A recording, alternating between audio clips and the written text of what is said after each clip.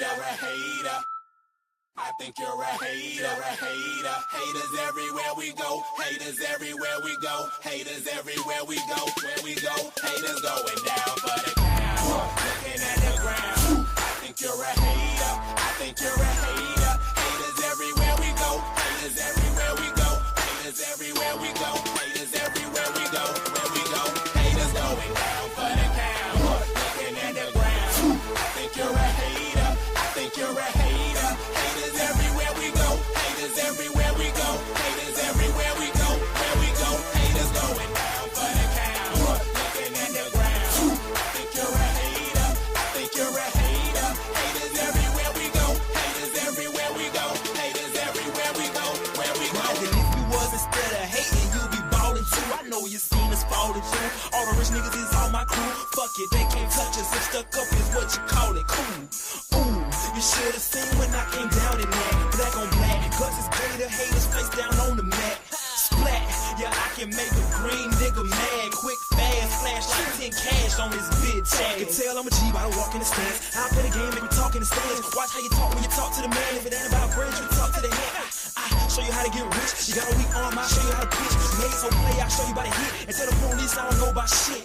Hey, God, I'm fly, something like the air. Ain't that something when it's stunting, man? It's nothing like air. Homie, hold it right there. Homeboy, I'm right there. Haters going down for the count. Looking at the ground. I think you're a hater. I think you're a hater. Haters everywhere we go. Haters everywhere we go. Haters everywhere we go. Where we go, haters going down for the count. Looking at the ground. I think you're a hater. I think you're a hater. Haters everywhere we go. Haters everywhere we go. Haters everywhere we go. Where we go. I got one in the back. I got one in the front. I make them do what I say. They tell me say what I want. I tell them, get your money, girl, and just stop breathing. Cause if it ain't about that dough, it ain't about me neither. See a gangster like myself, I get that paper and women. Man, your woman probably out there with some paper to give me. Listen, you're looking at a real pimp, ask my old women. And they'll tell you no remote, I control women. I'm a whole load, put me in the game, woman. If he ain't paying, then he shouldn't be playing. I'm saying, broke dudes only make jokes funny. I make more than I can fit in this quote, honey. Unquote, come sun soak with me, ma. Fly you down here and lay you up in my beach house. Haters going down for the count. Looking at the ground. I think you're a hater. I think you're They want that smoke, bitch, I got it for 'em. They want that smoke, bitch, I got it for 'em. They want that smoke, you know I blow it. They call me Sunny Monster for a reason. I'm really dripping, leave a nigga bleeding. I get to squeeze and leave a nigga. They want that smoke, bitch, I got it for 'em. They want that smoke, bitch, I got it for 'em. They want that smoke, you know I blow it. They call me Sunny Monster for a reason. I'm really dripping, leave a nigga bleeding. I get to squeeze and leave a nigga bleeding. Raw Molly got me all up in demon mode. Mouth moving like I done put clean in my nose. Tryna catch me up, I can leave with some hoes. He standing straight up, watch I make him lean with this pole. Would've thought he was closed, how that heat made him fold. Thought it was a game, he won't think no more. His brain's gone, nigga. It be exciting when I get to striking. Guns sound like thunder, hit you like lightning. Fight for your life, we don't do no fighting. We really hit it, nigga. We worse than savage, they calling us Vikings. Police be riding, we still be sliding. Told you we hitters, remember the time. They want that smoke, bitch, I got it for 'em. They want that smoke, bitch, I got it for 'em. They want that smoke, you know I blow it. They call me Sunny Monster for a reason. I'm really dripping, leave a nigga bleeding. I get to squeeze and leave a nigga bleeding. They want that smoke, bitch, I got it for 'em. They want that smoke, bitch, I got it for 'em. They want that smoke, you know I blow it. They call me Sunny Monster for a reason. I'm really dripping, leave a nigga bleeding. I get to squeeze and leave a nigga bleeding. How about I leave them holding like the Bible? AR-15, that's a high-power rifle. A in the army and assassinate rivals. Break that shit down, nigga. AK or anybody kill it. Hop out, get the drilling and spilling. Stay on .62, gon' split 'em. FN, that's for any fuck nigga. You a plug, then I'm pulling up, nigga. You my lunch, eat these bullets for dinner. 5.0, eat 'em up, eat 'em up. SK, smoke killer for show. Drum rounds and cripple ops, Draco. I got them all, you don't want no. I got all those shit, nigga. They want that smoke, bitch, I got it for 'em. They want that smoke, bitch, I got it for 'em. They want that smoke, you know I blow it. They call me Sunny Monster for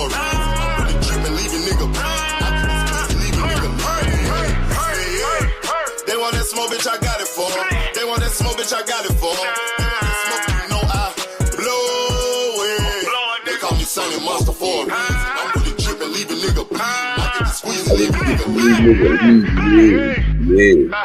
Aha. Ba, ba, ba.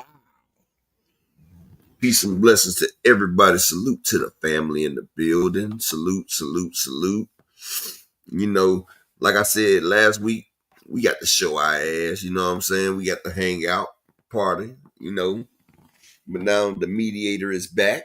You know, it's like fire and ice, oil and water, you know.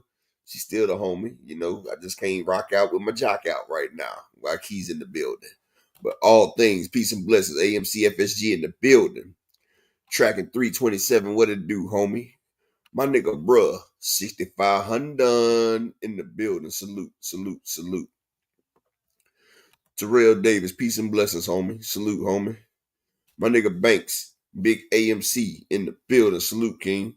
Brian the King Falcon, big AMC FSG in the building. Salute. Peace and blessings to you, my brother. And let's see. Don't mess with Texas. Salute, homie. Peace and blessings to you. Peace and blessings with you. Shalom to my brother Roderick Walker in the building. Salute, homie. Peace and blessings. To the beautiful Miss Ty Drakeford. Salute, Queen. Hope you everything's well with you. Thank you for brightening up the chat.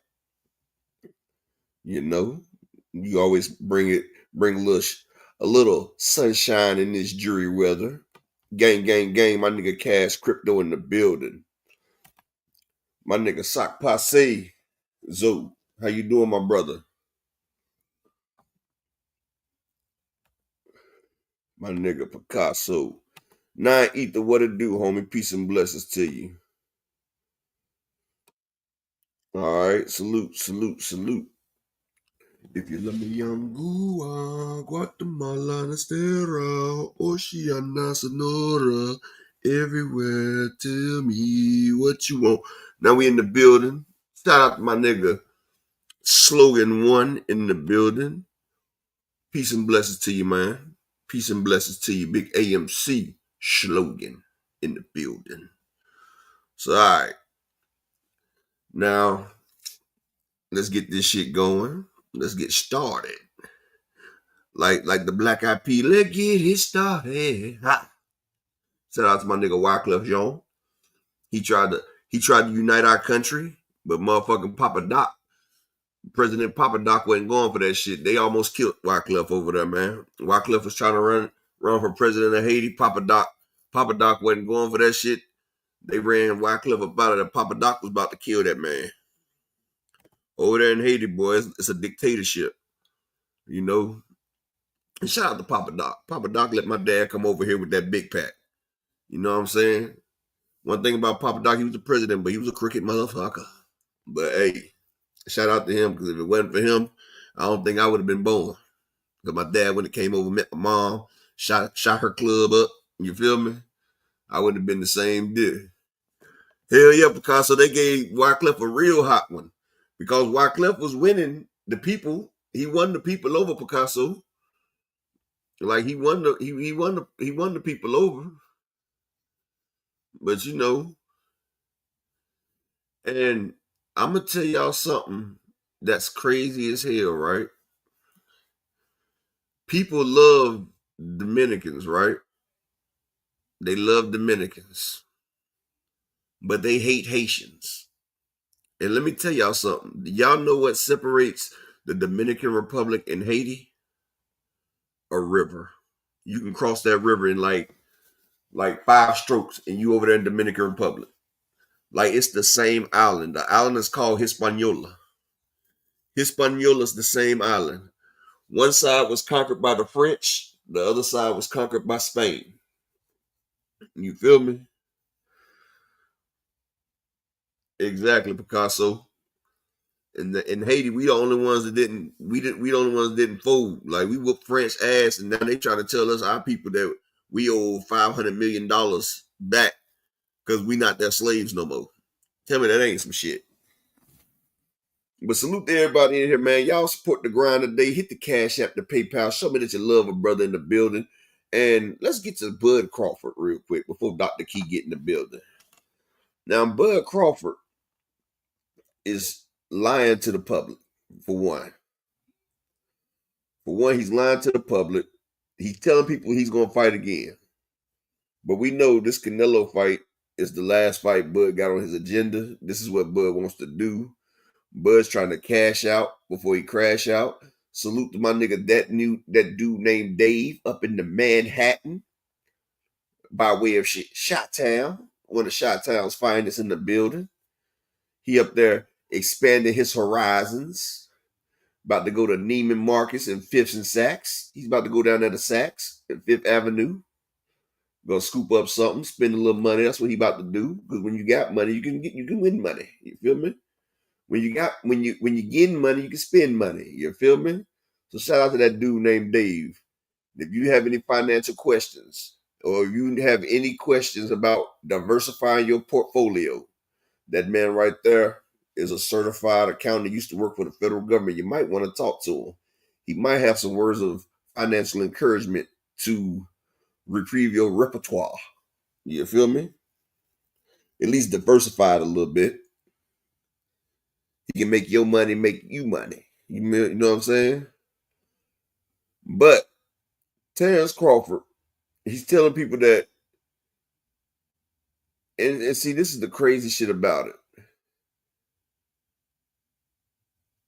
This is the crazy shit about it now. If y'all noticed, Turkey al-Ashiki, matter of fact, what happened? Do y'all remember when somebody said that Turkey? Do y'all remember when somebody said that Turkey had $1 trillion to invest in boxing? Do y'all remember that? Do y'all remember when somebody said somebody has $1 trillion to put in for boxing? Y'all remember that? $1 trillion. I didn't say a billion. $1 trillion. That's 12 zeros. Well, Turkey al-Ashik has a retainer put on him right now because he has been losing money hand over foot. And I've been telling y'all, in business, oh, Cash Crypto, you said whoever said that's a fucking idiot. Hold on, let me see. It's in the Discord. William Blue Blood III, Esquire, Jerry Curl Napalier is the one that said that.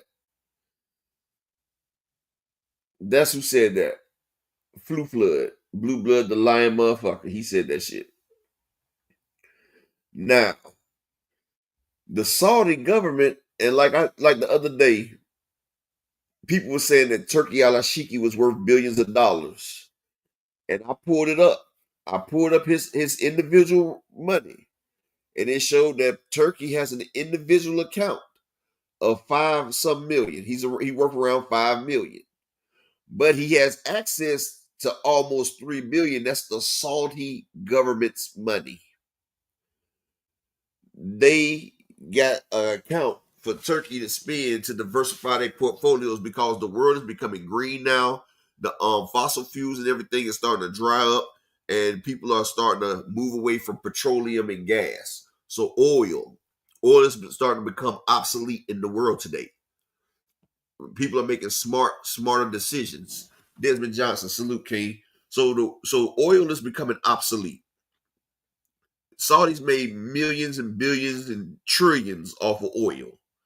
That's why the war started over there in Saudi Arabia. There's a storm. They tried to go over there and steal them people's gold and their oil. Anytime the United States get involved in some Middle East conflict, it's because of resources.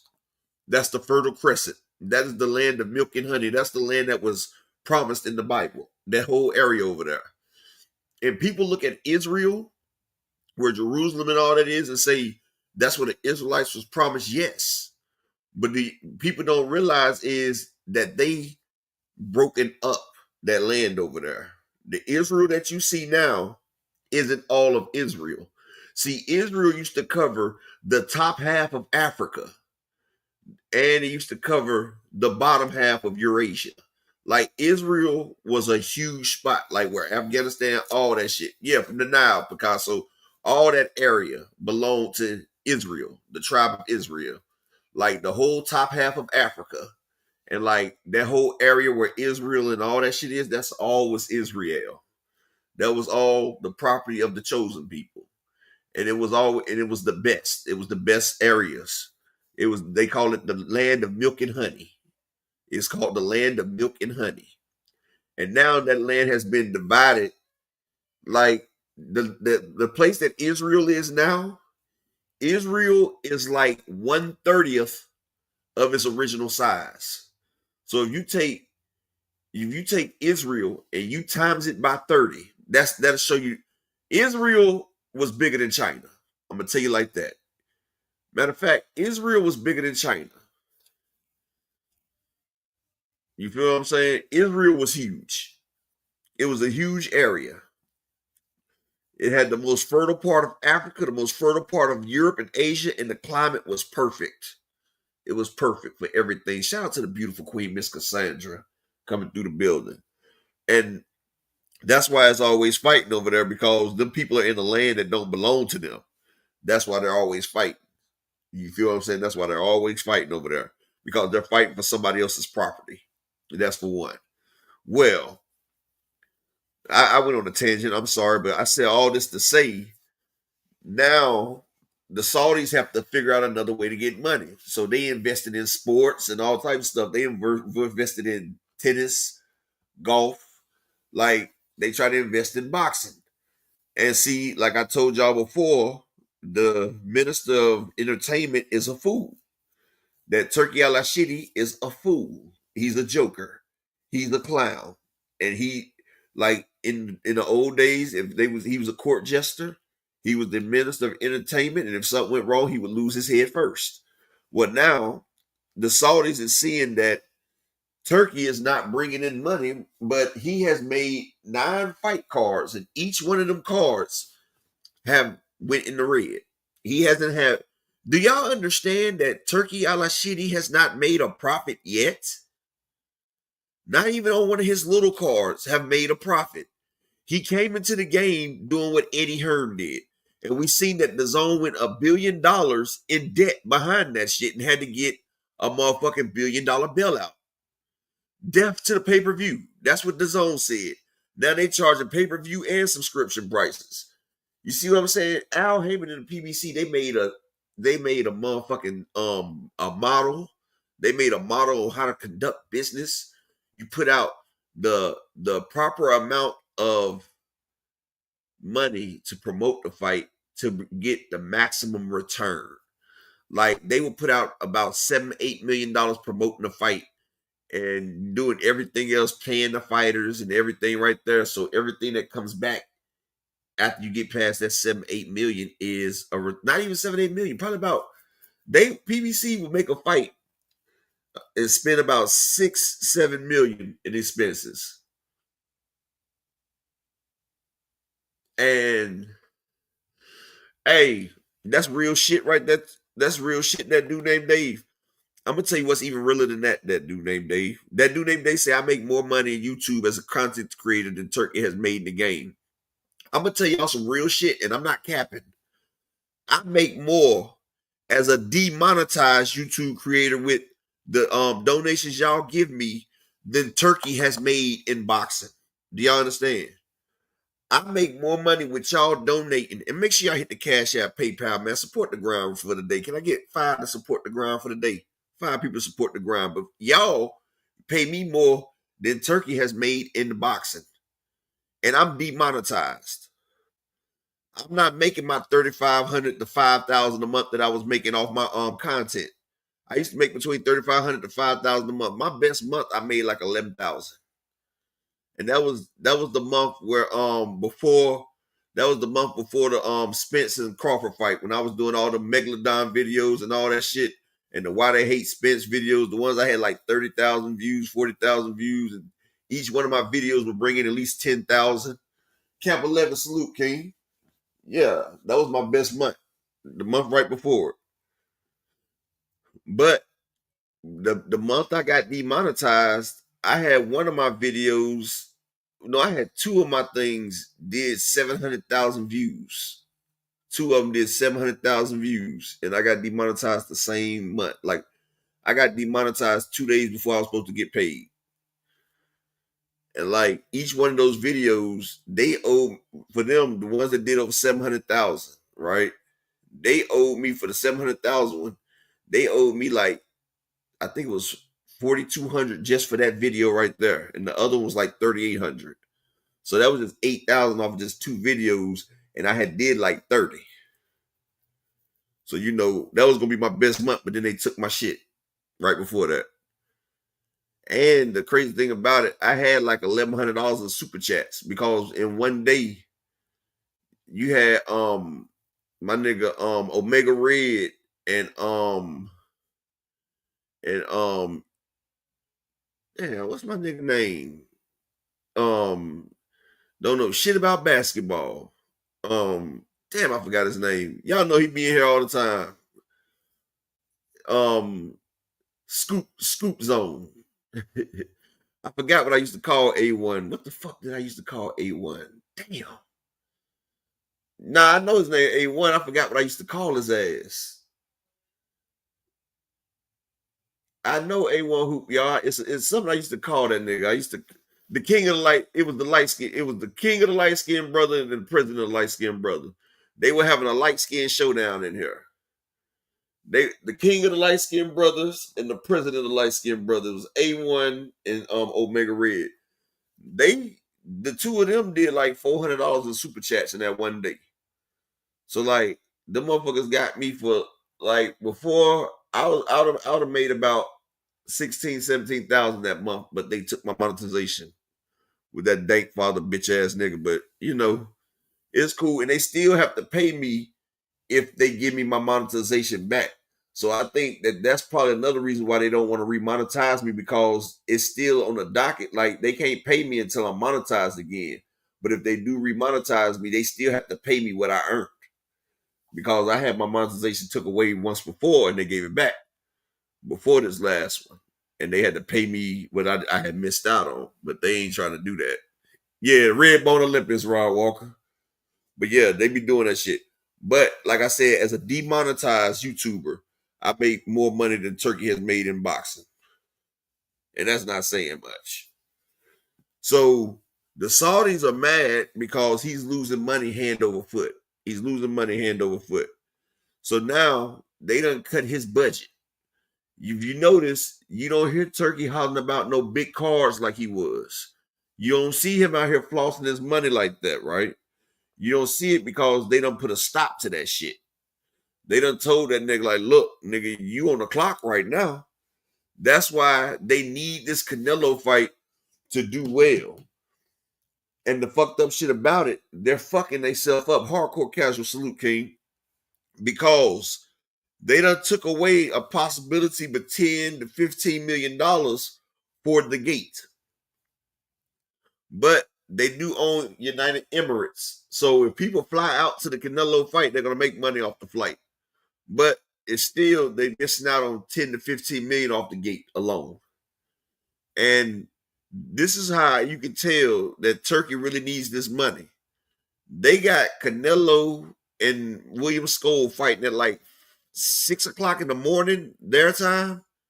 Like either between 4 or 6 o'clock in the morning in Abu Dhabi, in Saudi. Just so they can put them on the prime time that Canelo normally fights in America. So they can get his viewers to buy the pay-per-views. Because Canelo Alvarez, he, no matter what you say, he averages at least 500,000 per ticket. Every time he does a pay-per-view, he does at least 500,000. That's one thing you can say about Canelo. He's going to average about 500,000. Right? So that's one thing. So they're trying to bank on that because next up, you have to pay Canelo. And see, Turkey has been giving out these extravagant checks and not bringing the shit back in, so they're losing money. And then you let these motherfucking dumbass people that ain't never had a business in their life, that don't know shit about running a business, telling you, oh, he got the money to blow. He got the money to blow. He's paying fighters their biggest bag. because Turkey got it. He don't care. He gonna spend it. That's how you can tell people that don't know shit about money and they never had money. Rich people aren't rich because they blow their money. They're rich because they're very frugal and they're very smart with their money. They intake more than they import more than they export. They bring in more money than they lose. And Turkey's doing it ass backwards. And can't no business live like that. Like the way they moving, you gotta sit there and you're gonna have to change up some shit and try it again. And if that don't work, you change up some shit and try it again. And if that shit don't work, then you need to just cut your losses. So Turkey is switching it up. Shout out to the beautiful 2 Cent. Make sure y'all subscribe to that queen right there. So what Turkey's doing, he's restructuring. And the people that are signed to Turkey, that TKO boxing, they're not going to get paid more than $750,000. He already let them know that's what they're getting paid to fight, $750,000. Fresh bacon in the building with them pies. So everybody that talk about Turkey giving out their biggest bag, they done signed their life away for the master, and they about to get paid underpaid like they in the UFC. That's what's about to happen. But they signed them contracts, big AMC, FSG marquee in the building. So now Turkey done bait and switch their ass. He done gave them a straight drop. Now they coming back to get that water whip. They about to get that motherfucking water whip in here. And that's what I have been telling these dumbass YouTubers and these followers of these dumbass YouTubers that I'm gonna wait till Key get here, Fresh Baker, but I think Caleb Plant's supposed to be highlighting that card May 31st. I think that's Caleb Plant card on pay-per-view. But I'm gonna let Key come in and drop the thing. And my nigga, that whole boy, Shalom Key, Shalom. Shout out to the beautiful queen, Miss Barbara D. I hope all is well with you, queen. Caleb with that smoke time, didn't I? But what I was saying is, so all these people, notice y'all ain't hearing people talking about Turkey and all them right there, right? So, yeah, the bag is gone. Like, Turkey, this money that he spent on Canelo, if he don't get a return on his investment, he's not getting no more money. He's going to have to live off what he makes off this Canelo fight. The boxing novice, my brother in the building. Hey, bro, I'm glad you appreciate the replay, my brother. And I appreciate you, boxing novice, man, always coming through supporting. But yeah, what they don't know, the money that Turkey makes, this is going to be his budget. So if Turkey makes $100 million, he got $100 million to work with. If he make $50 million, he got $50 million to work with. Don't trick him, big AMC in the building. Salute, King. Miss Joette, the beautiful Miss Joette. Salute, Queen. I hope all is well with you as well. And shout out to them queens that come through, make the chat look good. You know what I'm saying? So whatever Turkey done paid his expenses with Canelo, and he done gave William Skoll a little something. You feel me? But yeah, whatever he makes, that's gonna be what Canelo got to work with. You feel me? That's what Canelo got to work with. And I mean, not Canelo, that's what Turkey got to work with. And if that shit don't go right, then he's gonna have to cut his losses. He's gonna have to cut his losses. Salute to my people 323 quick in the building. He's gonna have to cut his losses. LaMarcus in the building. Salute, brother. Hope everything's well with you.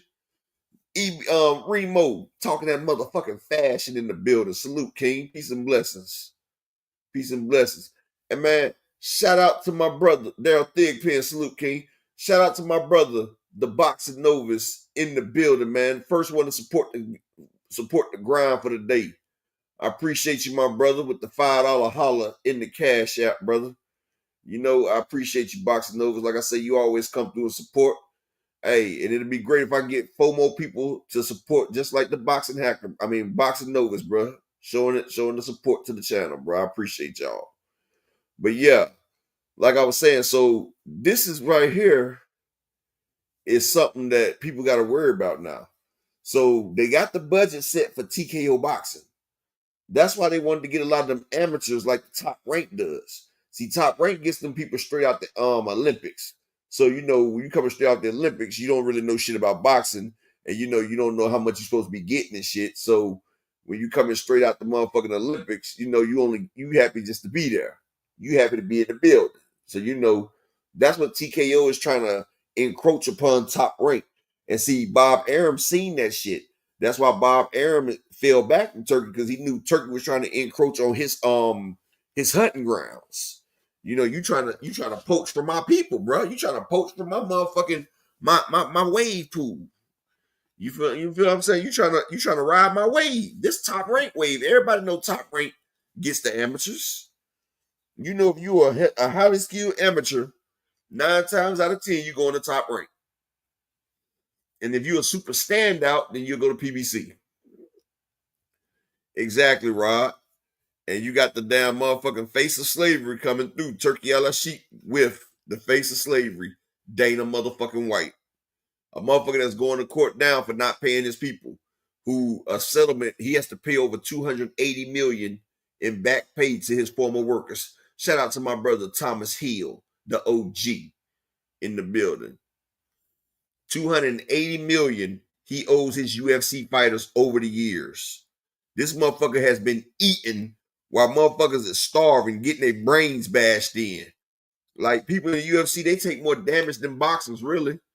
And they take it from harder shots, like a knee. I don't care how hard Wilder punches. He ain't punching harder than no knee or no kick. A kick or a knee hits 10 times harder than the hardest boxer. Supreme Cam, salute, King. A knee, an elbow, a forearm, and a leg strikes way harder than a fist. Especially a nigga kick you in your face with his shin. He will break your fucking neck, literally, and your jaw, and your face. Everything's getting broke. And these guys are not even getting $500,000 for a fight. And Dana White was cleaning up. Kept doing, that nigga was doing pay-per-views back to back to back. Yin Pali, salute, King, peace and blessings. And Dana White been eating like hell. And like I say, they just did a settlement. He owes them people over $280 fucking million, people. And now he's in business with Turkey, and he's about to get the boxers. And Shakur is going to be real mad. But like I said, Turkey realizes that his will, like Boys and Men saying, let's just wait till the water runs dry. We will watch our lives pass us by and make the biggest mistakes of our lives. Don't do it, baby. And you're right, 2 Cent. That's why I said around 280 million. Last I checked, it's around 280 million, but I just looked at it now. The 2 Cent said it. It's actually 443,830,000 that this man owes in back. 443,800,000. God damn. That's $500 million. Que onda, Juan? Que onda, way? That nigga owe $500 million to these people, bro. And he's been shitting these people for years. And this is the person who they starting up a business with. Good gracious. But motherfuckers always think the grass is greener on the other side till they get to the other side and they don't realize how well they had it. Because 2 Cent, it keeps going up because other people are joining the lawsuit. Each time somebody else joins the lawsuit, it's going to go up 2 Cent. So each time it's going to go up. It's over 112 defendants in that shit right now. 112 defendants. And counting. That shit crazy. But the fucked up shit about it, like I said, so Turkey's money is down. Now, Turkey putting the press game down on Bud, like, hey, yo, Bud, you black, Tank black, use the black card, man. You was able to talk Earl Spence. You was able to talk Earl Spence into fighting you and giving you 50% and a coin toss. See if you can sweet talk Tank. Hey, yo, Tank, you know what'd be really cool? If you wasn't so cocky, You and Shakur can fight on my undercard. Exactly, silence. Because that's how stupid that shit sounds. And yo, Tank, if you wasn't so cocky, you and Shakur could fight on my undercard. Terence, Jerome Pratt Crawford, the second, first, last, whatever the fuck you are.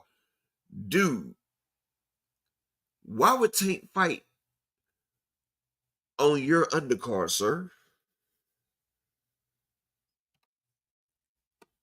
Huh? Why would Tank fight on your undercard, sir? Juice Lee in the building.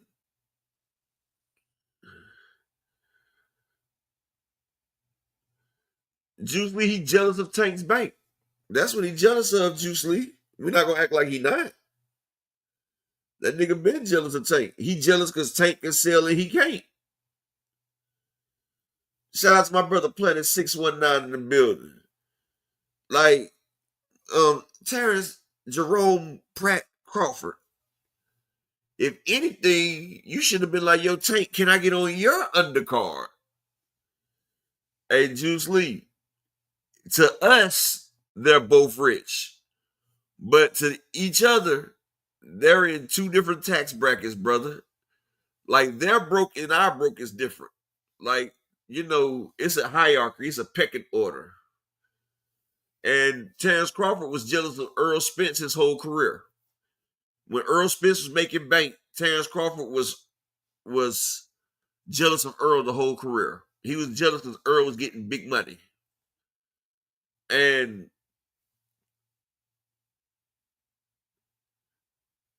the fucked up shit about it, you asking Tank to be on your undercard, nigga, he makes more money than you.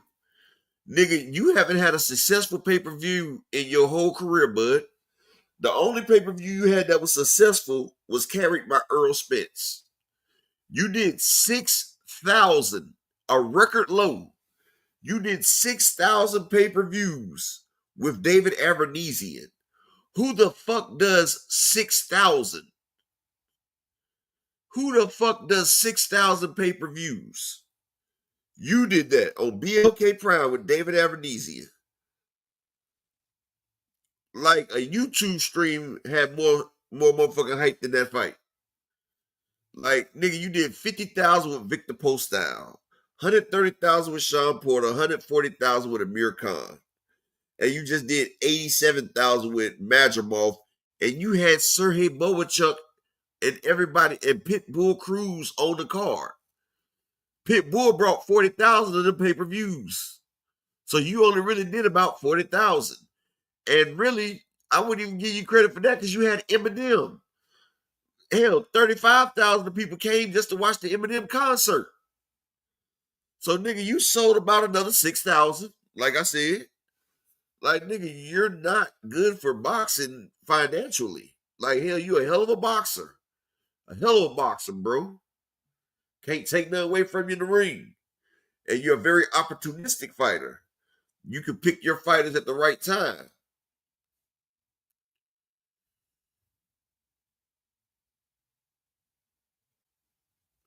Hey, Juice Lee, he ain't beating no undisputed champion 2 weight classes above him. What he's going to do is go up there and get knocked the fuck out and get a payday. That's all he's trying to do. That's all he's trying to do, Juice Lee. You don't believe that shit your motherfucking self. Charlo is a stronger boxer than Bud Crawford. Charlo hits harder than Crawford, Juice Lee. And he's a natural bigger person. Charlo is 6 feet tall. He walks around at 200. Charlo moved up to Canelo. Canelo ate everything that Charlo hit him with. No, because Juice Lee, Charlo was catching that. Charlo was a natural boxer first. Derrick James turned Charlo into a power puncher, Juice Lee, if you know anything about boxing. And first thing you know, Juice Lee, you don't know what Bud's going to do when Bud feels that first punch from Canelo. Like, exactly, Ty Drakeford. That's why I say men ain't even fucking masculine no more. Like I told you, I made my son, when my son's team They went 1-9 in football, and they was handing out trophies. I said, my son don't need that fucking trophy. Well, all the kids get what, a trophy for participating? Nah. Hell fucking no. My son's gonna learn. Winning is winning. Just do salute. My son is gonna learn. We don't do participation trophies. We don't do participation trophies. Shout out to my brother Kawhi Elliott in the Cash App with the $2 holler. Like I took like my son was on a damn good team, right? And you know, they went out of state and everything, they lost. So this year, I wanted to show my son, I wanted my son not to rely on his team as much, right? I wanted him to see how good he could be if, you know, he had to rely on himself. Could he take over a game? You feel what I'm saying? Like, my son had to see so when he gets back on another team, he can appreciate what it's like to have people on his team. And, you know, he can utilize that more. My son and them went 1-9. 1-9. And they was, the end of the year, they was giving out trophies. My son was the MVP of his team. I was like, bro, my son don't need no trophy. No. We just here to turn in y'all equipment. We here to turn in your equipment. We ain't taking no trophies. My son is not about to get a participation trophy for getting their ass whooped all year. No. I'm going to take a trophy that said, the Curtisville Raiders 1-9 on the season. Fuck that shit. The fuck? Like nowadays, we celebrate people that get shot instead of the shooters. We're upholding the victims. Like, come on, bro. Like, you're a fucking victim. Like, that shit crazy as hell, but people think that shit cool. Like, y'all mad Devin ain't got a father. Y'all just mad because Devin got a father. But it's funny. I want everybody, when Bud gets beat,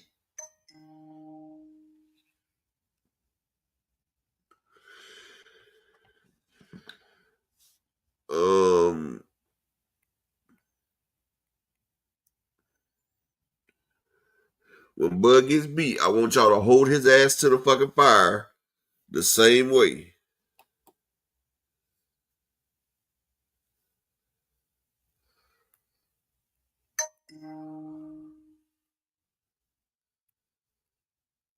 Hold on one second, y'all. Let me switch devices so I can bring Dr. Key in because my shit ain't showing it on the computer. Hold on. Hold on one second.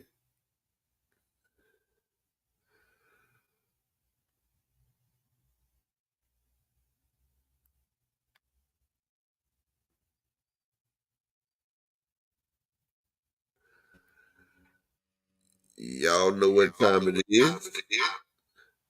The one that y'all all came to see, Gladys Knight. And me, I'm about to pip my ass back to the side because Gladys is in the motherfucking building. Shout out to Strong J in the building. Salute to the doctor, formerly known as Key Alexander. Oh my God. You are. Oh You my say God. what? And look, Nothing. Yes. and let me get a couple people support the grind for the day. Hit the Cash App and the PayPal. Because that whole boy has said it. The doctor is in the motherfucking building. Y'all are hilarious. Salute Upper, your beautiful wife and family. Shout out to everybody. Happy Tuesday. I hope you guys are having a wonderful Tuesday. So far, we got a few more hours left until it's Wednesday. I am excited for Friday. I'm really excited for Friday. I just want it to be Friday so bad. But Friday. no, that's like normally after I'm done with the show, I chill, relax for a couple hours, and then I head over to my, this Friday. yeah. Okay. Yeah. And I'm looking forward to Friday too then. Shit. right. Then I go to my arcade. I play this video. I'm trying to beat my high score. Juice, shut up with that dumb shit, nigga. Go ahead. What? I was telling Juice to shut up with that dumb shit. Stop being don't be a peacock, Rider Juice. Oh my goodness. So salute to everybody. I'm dedicating my portion of the show to Aretha Franklin. Happy birthday, happy heavenly birthday to the Queen of Soul herself. What we already know don't need to be described. We know what Aretha was bringing, hailing out of Memphis, Tennessee. Do you understand? Aretha shut down when she came out with the with what group was she with? Remind me, Upper. What group was Aretha with, y'all? Aretha Franklin. I Was thought she. Aretha Franklin with her? No, she wasn't. But she would always play. What band was that? Y'all don't get me the uphill line. Don't never mind. But anyways, Aretha gave us songs like "Giving Him Something That He Can Feel." Okay, I wonder what that was. what you say? I said, I wonder what that was. I hope it wasn't a pagan. Okay, thank you, Upper. One of my favorite songs is "A Rose Is Still a Rose." Respect, of course, we all know that is one of America's songs they adopted. With the Congress. I mean, the list goes on and on. One of the most decorated musicians of all time, one of the most distinctive voices of all time. Continue to rest in peace to Aretha Franklin. Thank you so much for your contributions. Salute to Texas in the building. Hey Juice. Hey Marquis. Dave, what up, Chicago, bro? Make sure y'all subscribe to my boy channel. Hey Richie. The beautiful Queen Ty is in the building. We got a couple of them in the building. We got Ty. We got 2 Cents. We got Miss Joette. Salute to those beautiful queens. Salute to all things my right hand Juan. Salute. Hey, Mr. Pride. Hey, 327. Good to see you guys. Brian, the king of the chat. Just do boxing. Make sure you like subscribe to my boy channel. Daryl Thingpin in the building. Oh boy, my boy. Good to see you guys. I'm always happy to see y'all. Let's kick this boxing talk off. We got a lot to get to because they cutting up out here. They are definitely cutting up here. So, first things first. Up, are you there? I just want to make sure that. Okay. First things first, y'all. This weekend on the Zapata and Pharma card, I'm very excited for this card, y'all. If y'all can't tell, but we got Edwin Hernandez versus Oscar Collazo. I'm excited to see that fight. And also, there's a new person that has thrown their hat in there with Usyk, Upper and chat, and that is Jake Paul. Jake Paul did an interview yesterday and said that he would like to fight Usyk. But what kind of style did he want to fight back though? Because you brought it up yesterday. What did you say? It was TKO style or some shit? It's MMA style. So what they said, Usyk's team, now this is what they said. They said that they're interested in a MMA fight with Jake Paul. So mixed martial arts, that's what they saying? I guess so, yes. I didn't even know Usyk knew how to do karate. Well, maybe he don't. Maybe Jake Paul just trying to pull out all the stops, but it don't matter how good Jake Paul is at MMA. Usyk still gonna knock him the fuck out. You can be a good MMA fighter, but you're going against a seasoned boxer, you're gonna get caught. Yeah, so they would like to. They said that Daniel Dubois is still their priority, but they're gonna see what's out. We know what else is out there, and potentially getting in a cage with Jake Paul would be interesting. So I'm gonna keep my eye out on this, see how this is gonna do. I find it really interesting, Upper, that Usyk, who has been very blessed financially by Turkey with the 2 back-to-back fights that he had with Tyson Fury, is now going the MMA route. That's really interesting. You know his biggest payday was, don't you? No, what is that? His Anthony Joshua fight. That was his biggest payday. Turkey didn't even give Usyk his biggest payday. Nor Tyson Fury. Tyson Fury's biggest payday was the PBC in his second fight with Wilder.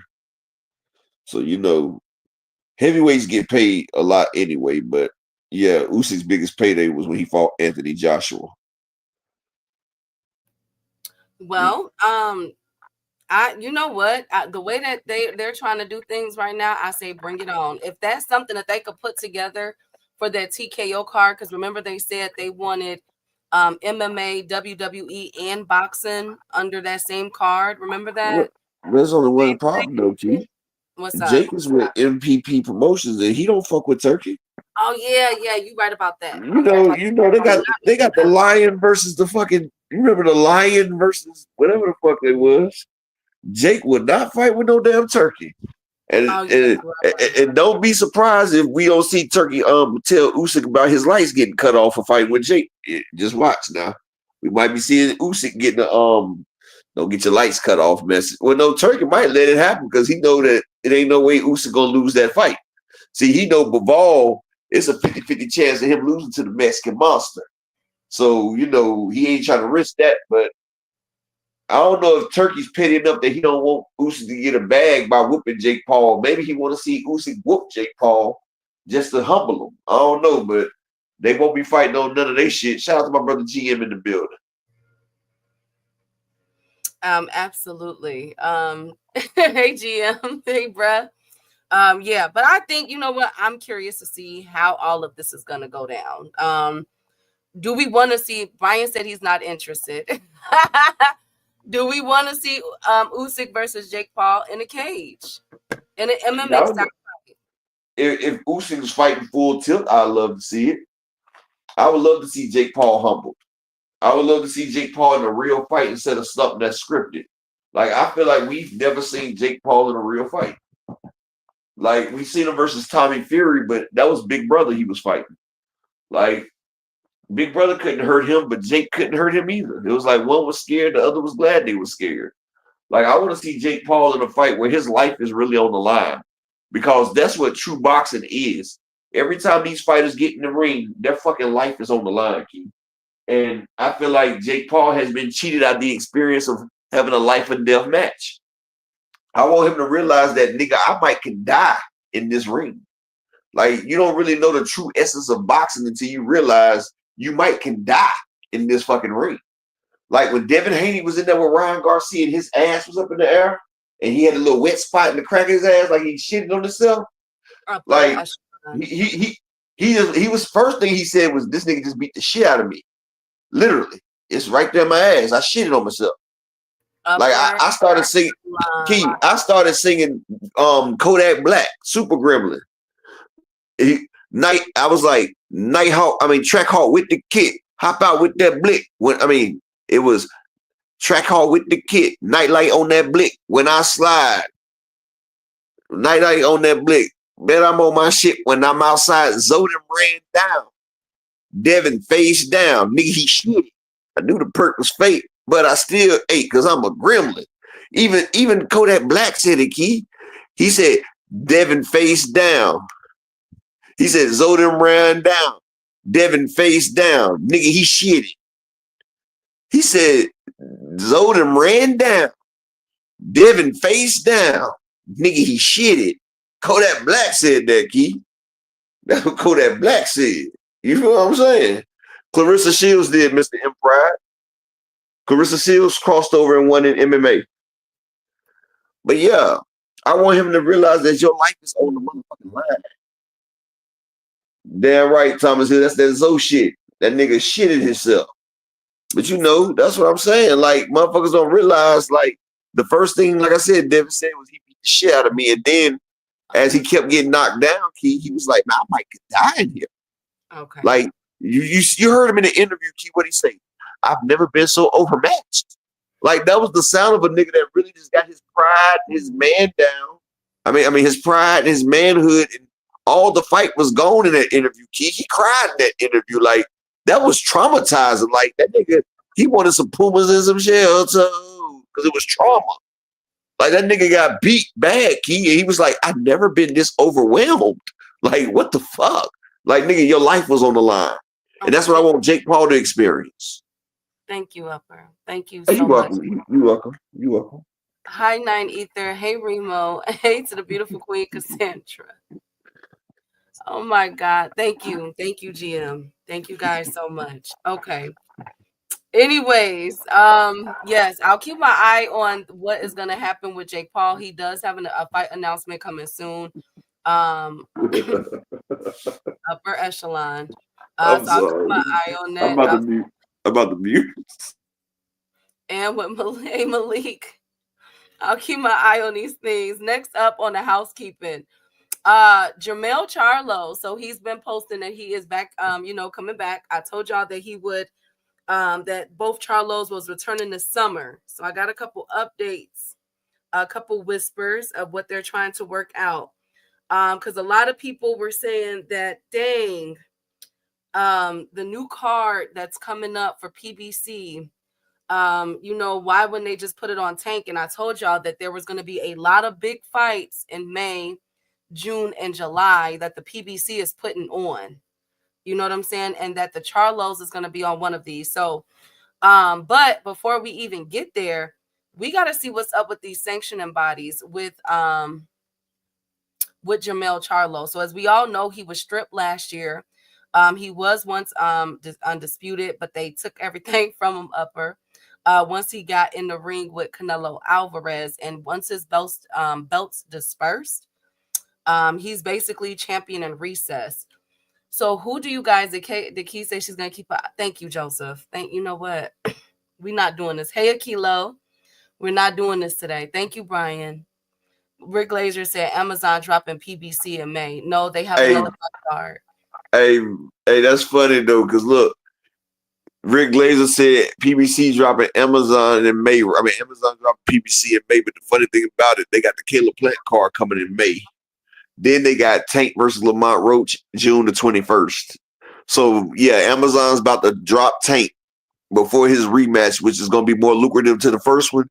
Dick Glazer need to stop dick grazing and dick tasting, dog. He just mad because he doesn't get comp tickets to the PBC fights no more. And when Rachel Donnell was here, we showed y'all a video of him getting kicked out, him and his wife, and he was, man, about shit on himself too, like that. He about shitted on himself. He was pissed off. Him and that toolbox of a mouth he has. Hey, did you know that Rick Glazer mouth is like an open toolbox that failed key? Like, you know how you drop a toolbox and then you open it up and all the shit just scattered. It's not even in their right spots no more. Upper. And it looked like it's rusted nails in that motherfucker too. Like, he really do look like an open ass toolbox key. Like rusted nails and everything in that motherfucker. Thank you, Upper. Thank you so much. You know, I'm just giving my 2 cents. Shout out to 2 cents. Now for the for the 154 division, dang, Jamal Charlo is not ranked anywhere. Okay, he's not even champion in recess. Here's my thing. Turkey got him removed for the champion of recesses and shit too. Turkey got that shit happening. You know, exactly. It's a PBC hate. It's PBC hate. Shout out to my brother Kilo Nella in the building.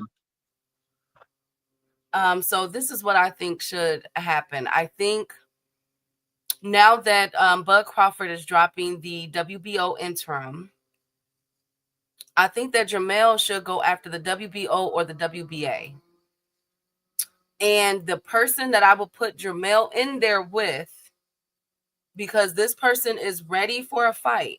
Upper, y'all hear me out. Y'all hear me out with this one. Think about this style matchup, because I've been thinking about it all day. Bakram. Dude who put hands and feet on Tim Tszyu. That'd be dumb coming off that. No, hell no, Keith. No. What? Bakram versus Jamal Charlo Upper. That is an amazing fight. Oh my God. That is an amazing fight. No. We would be cheated as fans out of that fight right there, Keith. Why? Bakram is ready. When was the last time Charlo been in the ring, Keith? So you think that Bakram is gonna beat up Jamal Charlo? When was the last? Did you think Hector Camacho was gonna beat up Sugar Ray Leonard? Oh my God! Come on, y'all. Come Key, do you think Camacho could beat Sugar Ray Leonard? Okay, so then since we can't give him Bakram, since you guys are scared for Charlo. No, it's not that. If I want to see the fight, I want to see them at their best. Look at shit. I'm gonna tell you a perfect example. What about Madrimov? Yeah, he'll run over Madrimov. If anything, I have him fight. What's my nigga name that knocked out Sergey Bovichuk? Brandon Adams. I have him fight like a Brandon Adams or a Tim Tszyu. Where's Brandon? Or what about Brandon just got robbed. Remember, he just got robbed. I have Charlo fight either Brandon Adams, Tim Tszyu, maybe a Vito Milnicki, somebody that's good, but not like, because you know you don't want him coming back fighting no goddamn. You don't want him coming back fighting no damn Bud. You don't want him coming fighting back no Bakaram. You don't want him coming back fighting no Virgil Ortiz. The man's been gone for 2 years. You want to at least put him in a fight that's going to elevate him, that's going to make him have to work for it. But you want him to be able to gradually get his shit back in the ring. Like, he needs at least one tune-up, Key. Like, let that man come out, get a touch-up. Let him get touched up good. That's why I say against a Virgil Ortiz. Or Charles not Virgil Ortiz, like a Tim Tszyu. Charles Conwell won't get his scared ass in that ring, but that'll be perfect.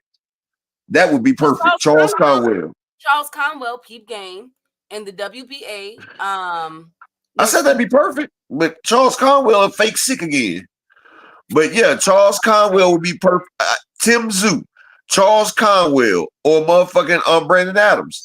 Those are three. Well, there's two extremely great fighters, but they're not top tier. Like Tim Tszyu and Brandon Adams. You know, Brandon Adams beat Sergey Bogachev. Like Tim Tszyu, Brandon Adams, or Madrimov, but Madrimov is with Turkey. So, you know, that provides another thing. But like Tim Tszyu or Brandon Adams, that would be perfect for Charlo. Hey, Banks. Hey, B-Dog. You know what I'm saying? Like, those are two good fighters. Or you can put him in there with your boy Xander Zayas. Xander already has a fight lined up. Tim Tszyu has. That's what I'm saying. I'm just saying I will put him on a level with a Xander Zayas, a Fundora, a Tim Tszyu, or a motherfucking Brandon Adams. Like, that's you want somebody that's dangerous for him to see if he still is championship ready, but you don't want nobody that's gonna stop his shit before you know, because coming back, you're gonna be rusty. You're gonna be fucking rusty. And when you fight against a Bakaram or a Bud or a Virgil Ortiz, your ass will be asleep before you get the rust up out of you. Well, we can't say maybe Callum Wash. I don't know. Because everybody has fights lined up. Jesus Ramos is about to get back in the ring. Erickson Lubin. I wouldn't even put him in there. Exactly. That'd be a great fight right there, Remo. Put him in there with Thurman. Shit. Thurman and Tim Tszyu got it lined up. They done. Okay, well, let him get the win of that then. Nope, because he's coming back before their fight. Well, put him in there with Joey Spencer. Shit. Joey Spencer fights Tim Tszyu in a couple weeks. Okay. Well, he needs to fight somebody because, first off, he's been out the ring about 2 years. Okay, give him Mendoza. How about Mendoza then, right? Oh, Brian Mendoza would be a hell of a touch-up for him. That'd be a great touch right there, Brian Mendoza. Because Mendoza can beat you, and he's skilled. But you got to realize Charlo ain't fought in 2 years, and he's coming back down from motherfucker 168. So we don't know what the fuck he gonna look like. Nah, Banks, I don't think he's ready for Virgil yet. I'll at least give him a fight before he get Virgil. But yeah, that'll be good right there. Yeah, Virgil will spark his ass though. But hell, Ramos will spark him too, Supreme Cam. That's why I said I'm giving somebody that he can rock with for a minute. You feel me? But yeah, that'd be a great fight too, Akello. But I think Castano don't retire. But yeah, Charlo versus Castano would be great. Hell, Charlo versus Spence. Fuck it. They both got the layoff. Put Charlo versus Spence. Big payday. One can advance and one can go sit the fuck down. I'll take that. I mean, I'm an Earl Spence fan. If he can't cut it, if he can't cut the mustard, he ain't no use to keep playing with the people, Keith. You feel me? Well, that's a great fight. They both been out the ring. And they both know each other. They both, Spence versus Charlo, best fight I can see happening. Shit. Well, that's not before Oscar De La Hoya is a whisper I heard. Oscar is pushing for Spence versus Virgil Ortiz Dallas fight. That could be the summer with the 154 tournament. That would be stupid as fuck. That would be stupid as fuck for Earl to come back and fight Virgil Ortiz. It's a lot of money in that fight, Upper. I mean, the money would still be there, but shit, Earl got to get a touch up first. Like what? Like y'all got to realize, man. Like people, like I said that. Hold on. I explained it yesterday about what happens when you take time out. You got to get your motherfucking damn. You got to get your wind back. You got to get exactly the truth. One advance and one sit the fuck down. Yeah, you got to get your motherfucking. You got to get your wind back. You got to. Yeah, Charlo has to fight Tszyu. All that shit they used to talk, but you got to get your wind back. You got to get back in shape. Like, shit, you just can't come back fighting. I mean, look, you see what happened when Earl came back with no tune-up, bud? Did some dirty shit. We see what happened when Sugar Ray Leonard came back. He lost the fucking damn Hector Camacho. In nobody's fucking multiverse would Hector Camacho ever beat an in-shape Sugar Ray Leonard. That nigga would have been like no mas, like Roberto Duran. Hector Camacho is not even on the same skill level as a fucking Sugar Ray Leonard.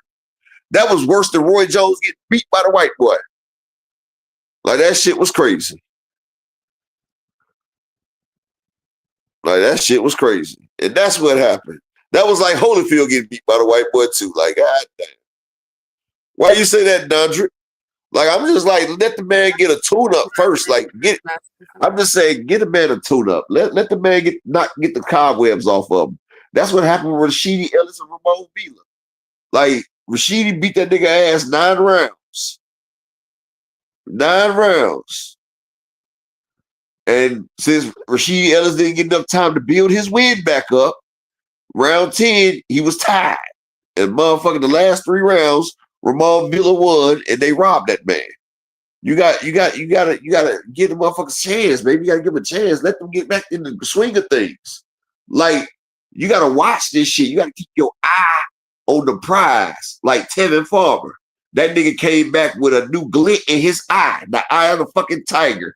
And that nigga fought motherfuckers, 3 motherfuckers. Stopped 2 of them, but dropped all 3. And then he was like, I am ready. He said, come on, nigga, bring me that beef. He said, nigga want the burger and fries, and now he's up there with Zepeda now. He sat there, and he took the eye visual route, and now he's ready. He sees his future. He got his eye on the prize. Can I say something? Of course you can. Okay, so this is how I feel. With How I feel? Thank you, Upper. This is here's my regard for this, okay? When it comes, the reason why I'm bringing up sanctioning bodies, rankings, and all of this with the 154 division is because we've known from past history, that at least the past 2 years, that they have been on some fluke stuff. At a catch weight, then he just fought. He just lost. That initial weight cut might be a B word, so no 154 for now. He said, Planet, that he is coming back for 154. I'm holding him to it. We're not finna do no Jesus Ramos on this one. But the thing is, no, because he said that he's coming for all the titles at 154. That's what Jamel said. So here's my thing. With the way that these sanctioning bodies been messing up at 154 with removing Earl Spence, removing Jamal Charlo and everything else, playing around with these rankings. You know, I feel like, look, if PBC is going to have this 154 tournament at the end of the summer, which I'm hearing that they are, this is the perfect time to line up all the Mandos. Get Earl up in there, get Jamel. Well, Jamel, I think is going to be back before then, but get Jamel up in there, get all of them. Whoever the winner of Tim Tszyu and Keith Thurman, have them all fight at the end of August or September. Line them all up and let's see who truly is the champion at 154. Because it's too many, it's too much talent right now. All of them boys is putting in work. And Earl is no different. So if Earl gotta get with someone, because that's Mr. No Tune-Ups. Y'all know how Earl get down. Give Earl Madrimov. Give Earl Madrimov shit. Not even Madrimov. I don't even think Madrimov. You know what would be a good Lubin or Madrimov. Exactly, Planet 619. Give Earl motherfucking Erickson, Lubin, or Mendoza. I think Earl gonna end up at 60 for some reason. He probably will. And Earl got the space to go up there and make a reign for himself, a good 2-3 fights. Well, Dondrick, if you remember what Floyd said that he think Earl's perfect weight would be 168. Remember that? He said he couldn't even believe that Earl was making 147. He was like, shit. If he was Earl's manager, he said, I would have Earl fight at 160 or 168. Like, y'all remember Earl was walking around at 190 like a tub of lard, having to make weight for Sean Porter and Mikey Garcia, having to lose key. This nigga was having to lose 40 to 50 pounds before a fight. Couldn't even do strength and conditioning. So that's why people was like, well, why would Earl and Canelo have been a good fight? Because Earl is technically big like that, and him and Canelo would have missed real well. Bud is a 135-pound fighter moving up. Your frame can't hold but so much. And no matter how much your frame holds, your power is your power. Like some people, they're destined to hit a certain amount of power. And like Earl, like I told people before, Earl's power at 147 was actually only like a tenth of that nigga's real power. Earl breaking niggas' faces, and niggas have, like when Charlo and Earl used to spar, Charlo used to have to wear the bodysuit so his ribs wouldn't get fucked up. And like even Hasim Rahman Jr. said that how Earl was fucking shit up. Like Earl knocked Adrian Broner out in 16 ounces in headgear. And that's when Earl was fighting around 160, 165 in sparring. You know what I'm saying? Earl's a big guy, but when you shrink yourself down, that's why I say Devin Haney at 147, he might actually have some pop. And people like, man, Devin ain't got no pop. I'm like, no, what y'all don't realize, when awesome Chad Dawson came down to fight motherfucking Andre Ward at 168, Chad Dawson ain't have shit on the punches. And people don't realize, oh yeah, Remo, Earl Spence versus Keith Thurman, that fight does 700,000 easy. That's the fight we've been wanting. I would love to see Earl come back and fight Thurman. That would be beautiful. But people don't realize, like, when you cut that weight, you ain't gonna be able to get that power. You ain't gonna get that power. That's why I'm saying when we see Earl, I hate to say it, but Devin versus the motherfucker washed up nigga that ducked Regis, Earl might stop this nigga. I mean, not Earl. Devin might stop this nigga, dog. Like, I've been telling people for years, Devin has power, but Devin ain't gonna use his power because he's weight bullying so fucking much. Like, I'm gonna tell you this: the man rehydrated to 165 in less than 12 hours. That should tell you how much weight this nigga is cutting. Now, like I said, at welterweight, we're gonna see a different power from Devin. And I think at this weight, he can stop Shakur at this weight because he has power. And y'all gonna see it when he fights old boy. Like, you see glimpses of his power at 140 when he was fighting Regis. You see he was hitting a lot harder than he was at 135. And people don't understand that when you only use a percentage of your muscles, you can't fire that shit off like you want to. And that's all I'm saying. You see, and yeah, they got snapped. But yeah, can I get some people to support the grind for the day? Hit the Cash App and the PayPal. I'm gonna let Keith finish talking. But hit the Cash App, PayPal, support the grind, people.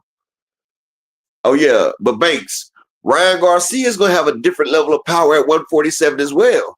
I think Ryan's power will peak at 154 because I just feel like he's that big of a fighter, like Oscar De La Hoya. I think 154, after 154, I think Ryan's power start going down. Like Royce went down at 168. At 175, Roy was knocking out 50-50. But let me get 4 people to support the grind if y'all can. People support the grind. Show me that you love the boy today. I would appreciate it. But go ahead, Key. But yeah, go ahead. But yeah, Key. Earl versus Brandon Adams or motherfucking Charles Conwell. I mean, Charlo versus Brandon Adams or Conwell. That's a good fight. Conwell need to get in there with somebody anyway, because like I've been saying, Conwell is a facade. Like, that man hasn't fought nobody yet, Key. Like, how he has all these fucking fights and hasn't fought nobody with a name. For reals. Absolutely. So so that's how the 154 division is shaping up, and with the 154 tournament that's coming at the end of the summer or early fall. That's going to have a lot of implications. So I'm trying to see how we can match these fighters up so that we can get that 154 tournament. Again, imagine Earl Spence, Jesus Ramos, Keith Thurman, all of them boys on a PBC's 154 tournament. Like, oh my, that would go crazy. I will definitely be in the building for that.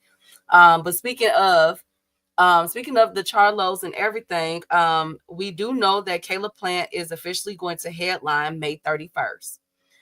So there were some conflicting rumors. They were like, wait, but Tank is supposed to, headline at the end of May. And I came out here and I told y'all, I heard from May to Juneteenth because the PBC has another card coming out.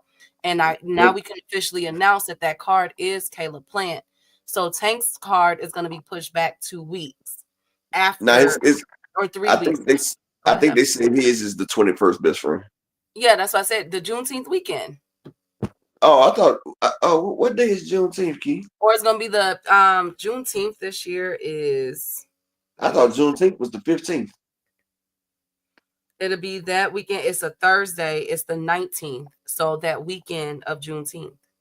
I'm talking about. So what day is it supposed to be though? Like what 10th?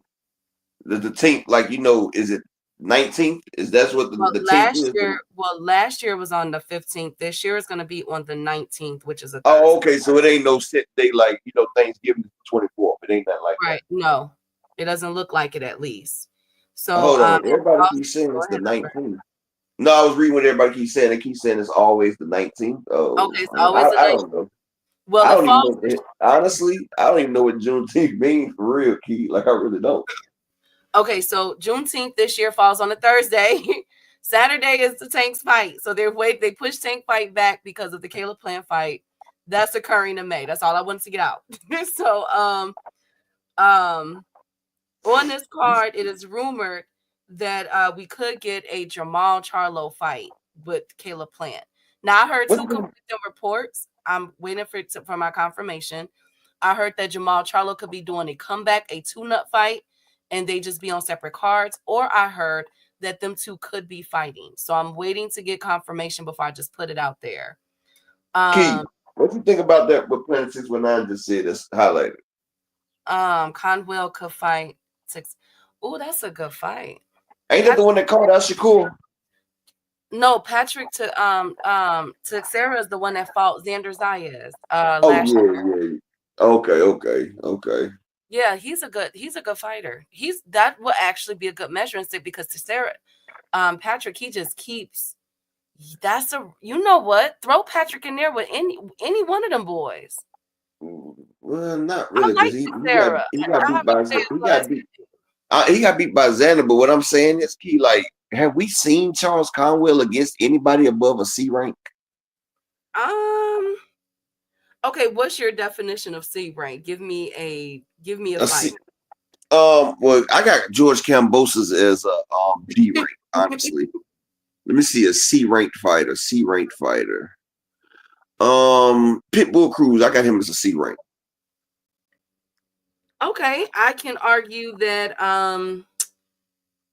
who did Charles fight? C rank. What about when he fought last year? Before he had got injured, Upper and Chat. Gallimore. Remember him, Nathaniel Gallimore?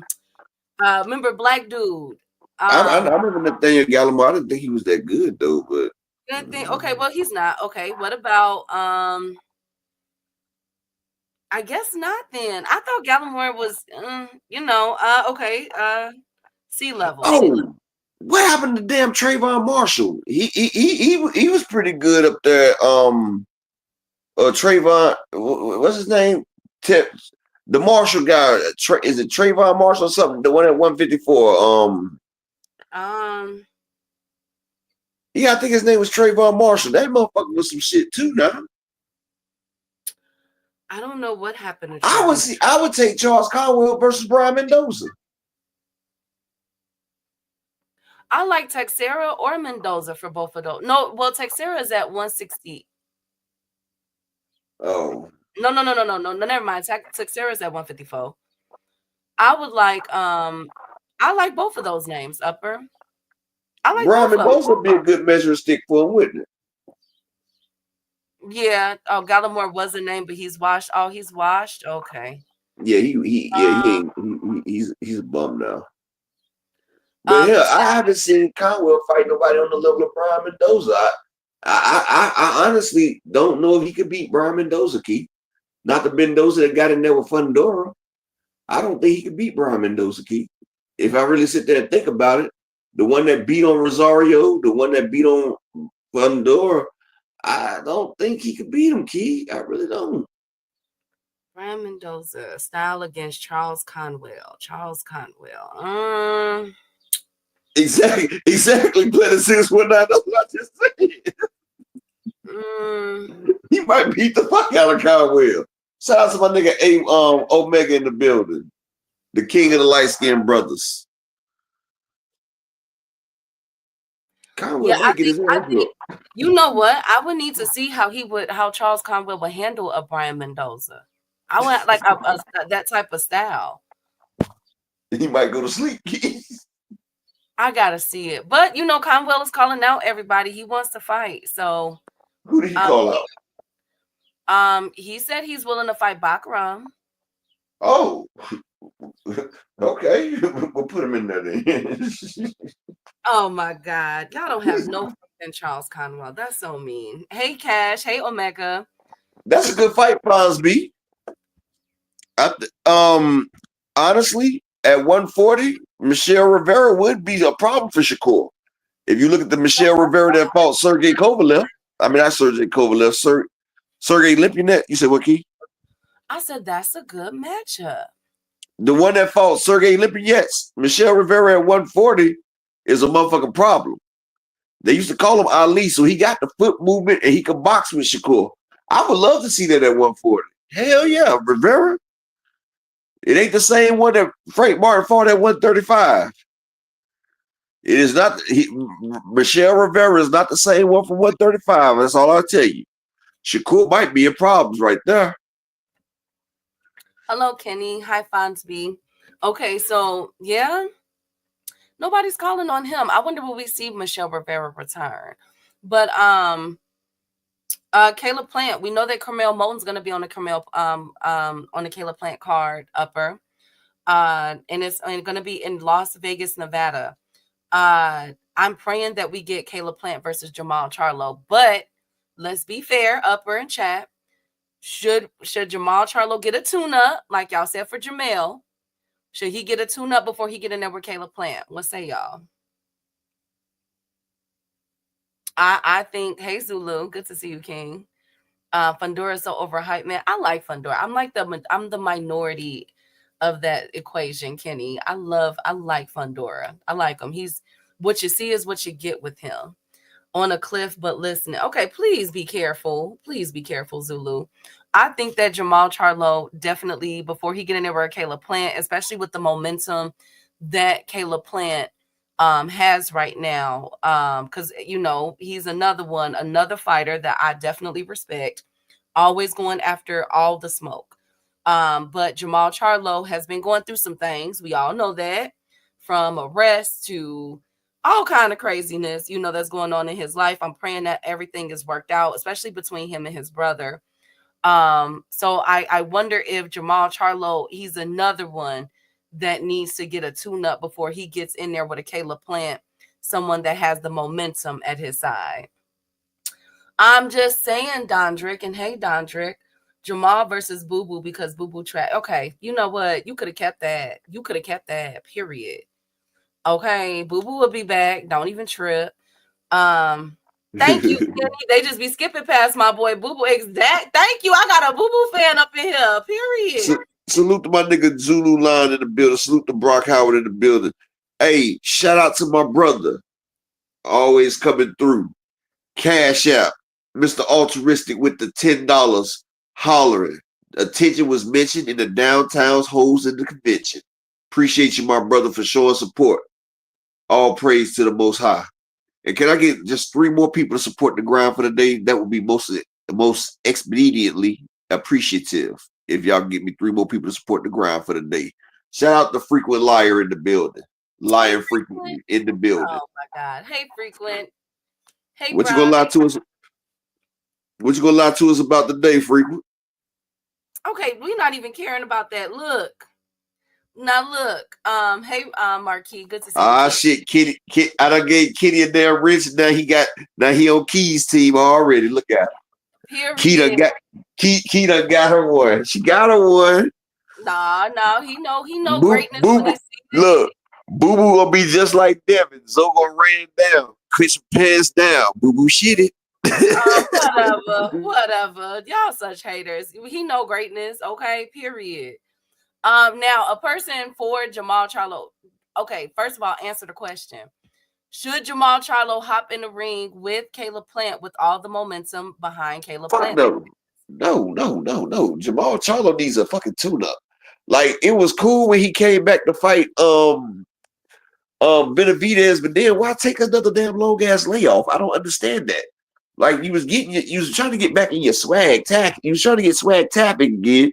Hell, put him in there with put Charlo in there with Rosario, Jason Rosario, Jason, yes, the one that the one that Jesus Ramos destroyed. Okay, he retired upper. Yeah, that'd be good, Big Supreme. Feed Elijah Garcia, because he ain't been nothing but ass since he done. Yeah, Elijah Garcia been nothing but ass. It don't look like he cherry picking. And Elijah Garcia, if I'm not mistaken, fights this weekend or just fall. He just got a free win on Terrell Gashia when he got his ass whooped just now. Oh yes. Like, leave him, y'all. Leave him now. Okay, what about put him in there with John Ryder? Shit, let him fight John Ryder. John Ryder is retired. He retired. Okay, he can fight Danny Jacobs. They've been supposed to have a fight anyway. What about Diego Pacheco? That's too much for him right now.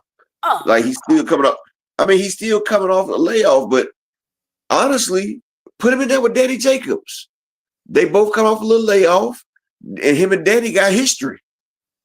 I would love to see Charlo versus Jacobs. Honestly, they got history, and then put him in there with Caleb Plant afterward. Either do that or give him a Darrell or somebody. Shit. Matter of fact, put that nigga in the ring with damn Edward Berlanga. Shit. Edward Berlanga called out Charlo. And if Charlo, that's perfect, Key. Put that nigga in the ring with Edward Berlanga.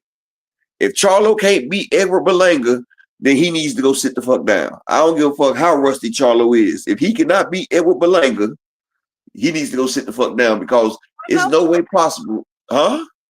I said, how about this? Hear me out. Give him. What about Berlanga? No, okay, Berlanga decent. Around with the weight. I would say. You said what the weight? Play around with the weight, because we know that Jamal Charlo, his last fight, he had issues with his weight. So how about this? The last person up there, well, he campaigns at 160, but I mean, his weight, he can come in at 168, or they can meet at a catch weight. How about Kyron Davis? Kyron Davis is real slick, though. You feel me? He's a slick ass fighter. But like I said, you know, Charlo is moving to 168. His last fight, he was like 166, 167. He had to pay. But like I said, Key, like, if you're gonna be fighting somebody like Caleb Plant, I would put him in there with Edward Berlanga. I mean, I know that Dondrick, but Edward Berlanga, he just fought after two. If they make a fight, Dondrick, that still will give them 2 months to get the fight off. Edward Berlanga just fought Canelo. What was that ever fought Canelo, Key? Who? September. Edgar Berlanga fought Canelo in September. Then he just turned around and fought this dude, Ice Cream Man. But oh my God, they could make the fight. Jamal 168, and if he cannot beat Edward Berlanga, then he needs to go on back out, because Edward Berlanga is not skilled. Or put him in there with Jaime Munguia. Or Christian and Billy. Shit. Jamel is at 168 now, not 160.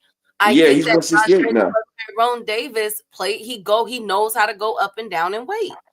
That's why Kyron Davis said he's not going back up. He said he said that was the biggest mistake of his career, going up to 168. He said he's never going back up there again. I'm just saying, like, for a bag, he should. Okay, well then, you know what? How about this? Damn it. Billy? Nah, not in Billy. That's a bad sound, man. For who? I don't think Jamal Charlo, and plus Billy waiting on Munguia. Jamal Charlo, in my opinion, should beat the shit out of Billy, Jaime Munguia, and Berlanga. And this is what I'm saying. Like, when fighters come back, they need a fight that's tough enough to make them snap back and make them shock themselves back to muscle memory. You know, you don't want to come back and get an easy ass match. Like, Errol Spence came back, he fought Danny Garcia. Then he came back and fought Ugas. Like, you want a fight that's going to stimulate you and get you invested.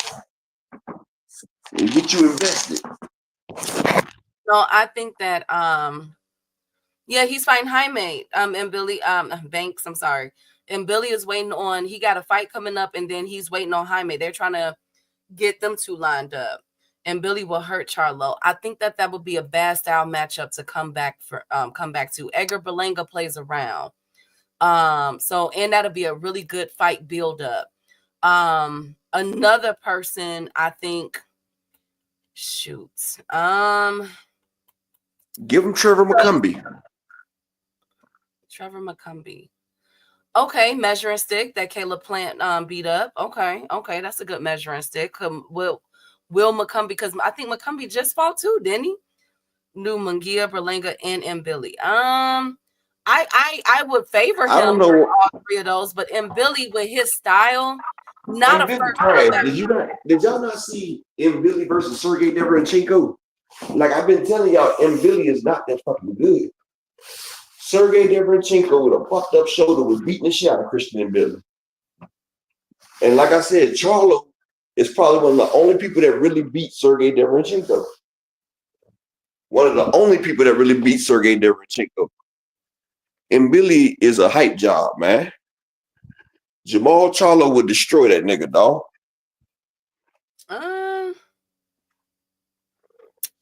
Salute to the beautiful queen, Arena. Hey, Big Supreme. Trevor, I think Trevor McCumbee, that'd be a good comeback fight. I like Chiron. I like Trevor McCumbee. I like I'll tell you a good fight for him. Put him in there with Sina Agabe. The African hitman, the one that Morel and Iglesias knocked out.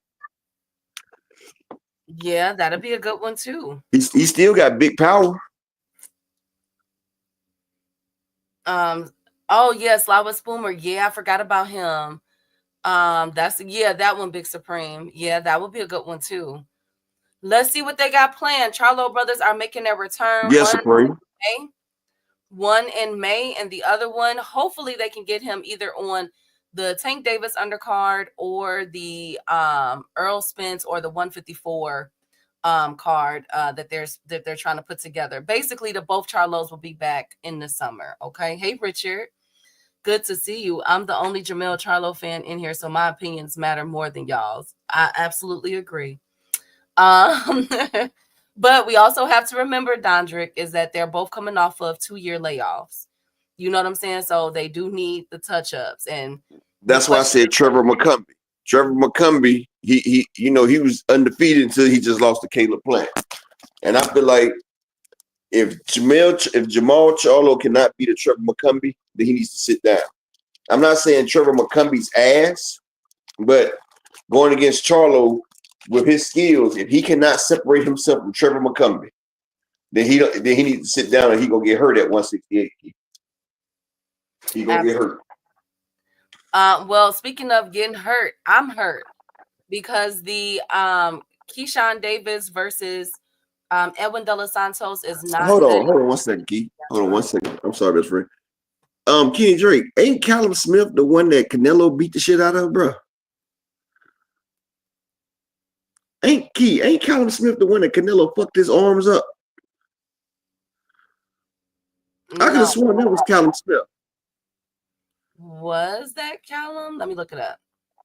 Yeah, Callum Smith ain't undefeated. I thought Canelo beat that nigga and swole his arms up. I think that was the other one. The hold on, I'm looking it up.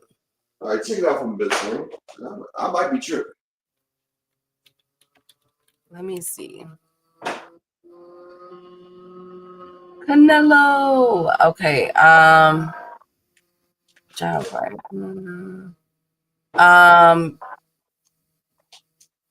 Yeah, he was. No, he's not. Yeah, that is the one. He's I thought so. Unless he's talking Callum about Simpson. Oh, Callum Simpson. Okay, yeah. UK. Callum Simpson versus Jamal Charlo. Callum Simpson versus Jamal Charlo. Let me see if I like it. 17-0 from the UK. 17-0, 12 KOs. He's already fighting in June, so he can't. He's fighting Alvin Zuko. No, Jamal Charlo will stop him. Jamal Charlo stops. You know who I would like to see Charlo fight, Key? Mm-hmm. Ben Whitaker.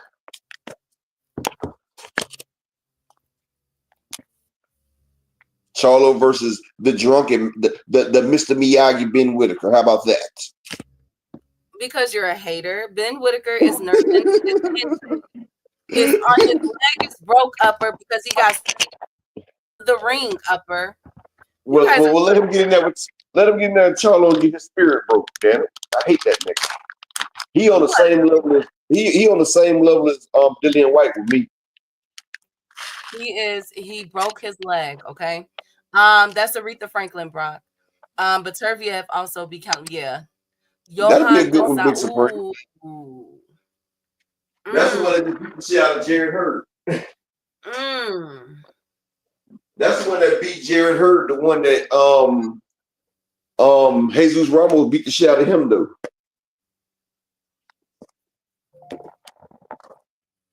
And he can go up to 168 too though.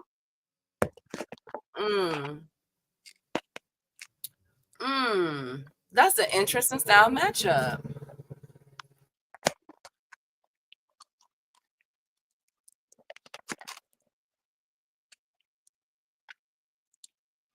Or you can fight Laura at a catchweight.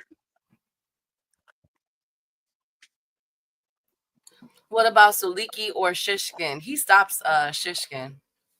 I like both of those fights. I like all of these options. But again, since y'all saying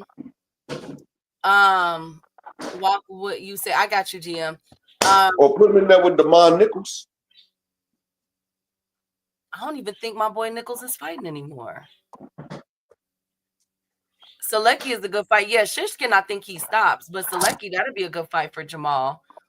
So about Keshan and Edwin De Los Santos is not set in stone yet. Oh, he did retire. That's why I said I don't think my boy fighting no more.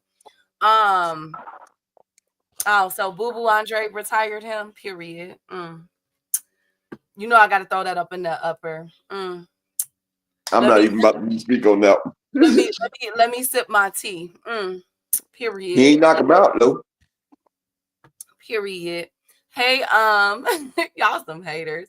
Anyways, and Billy retired. No, Boo Boo retire him. Period. Anyways, hey Emmanuel. Unfortunately, the his last fight was with Christian and Billy beat the shit out of him. Yep. Okay. So sip the tea on that one. So Boo Boo peppered him up for him. Boo Boo peppered it up for him. Okay, he put Berlanga peppered him up for Boo Boo. And the red and green peppers and the onions on it. You feel me? And passed it on to him. Well, Berlanga put them ghost peppers on him before he passed them to Boo Boo. Oh, whatever. Y'all such. Berlanga dropped that nigga 3 times in the first round. Okay, whatever. Y'all such haters. Whatever. I said what I said. Okay, Boo Boo helped y'all out. You're welcome. Now, anyways, Keshan Davis and Edwin De Los Santos is not set in stone, ladies and gentlemen. They are nowhere near to being done. I'm hurt about this. I'm hearing that, with the Top Rank, it appears that Top Rank will be doing business with the PBC.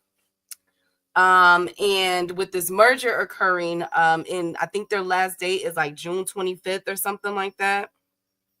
ESPN has said that they're not going to be renewing the contract with Top Rank. That fight is bound, one of those fights could happen, but the Edwin De Los Santos and Keshan Davis is nowhere being ready. However, I do know for a fact, like I told y'all yesterday, that Keshan Davis and Shakur Stevenson does have a fight coming up this summer. Keshan Davis more than likely will go before Tank Davis fight, which is June 21st. So be looking out for Keshan Davis to be headlining or being a co-main event on a June probably 7th or around that time card. And Shakur Stevenson more than likely will be afterwards. That's just as far as right now go. All right. but I do know that Keshan is making his return. Now, will it be against Edwin De Los Santos? Well, Shakur's not on Top Rank anyway, so it don't matter when Shakur get his shit. You know, it's whenever Eddie puts him out there. So I know, but I'm just thinking though, like I did hear that they are training and that they are making their return. Now an option. So that means Keshan will be calling out Tank in about a week. Before his fight, he gonna call out Tank. You know, that's what he always does. Before his fight come up, he gonna start talking shit to Tank again. You know, that's what he likes to do, Key. That's the only way he can promote himself is if he bring up Tank. So we need to be prepared for Keshan Davis calling out Tank Davis pretty soon. Absolutely. Now De Los Santos' garbage is crazy. Who said he was garbage? F it, Diego Pacheco in Houston. I feel you. Good, Key, because that's a trash fight. De Los Santos is garbage. I don't think De Los Santos is garbage, GM. I don't think so. I think right now he is until he get that weight off of him because he's out of shape and every fucking thing. It looked like another cherry pick for Keshan, really. Well, unfortunately, it's nowhere, near being done. And Edwin De Los Santos is not ranked in the WBO currently. If they are going to make a fight like that, y'all already know how these sanctioning bodies get down. So the next up opponent would be Sam Noakes or Gabriel Flores Jr. or, hear me out, the number 9 ranked Andy Cruz, Keshan. If you can't get it together with Edwin De Los Santos, Andy Cruz is right there. You know, Keshan is not trying to see that boy.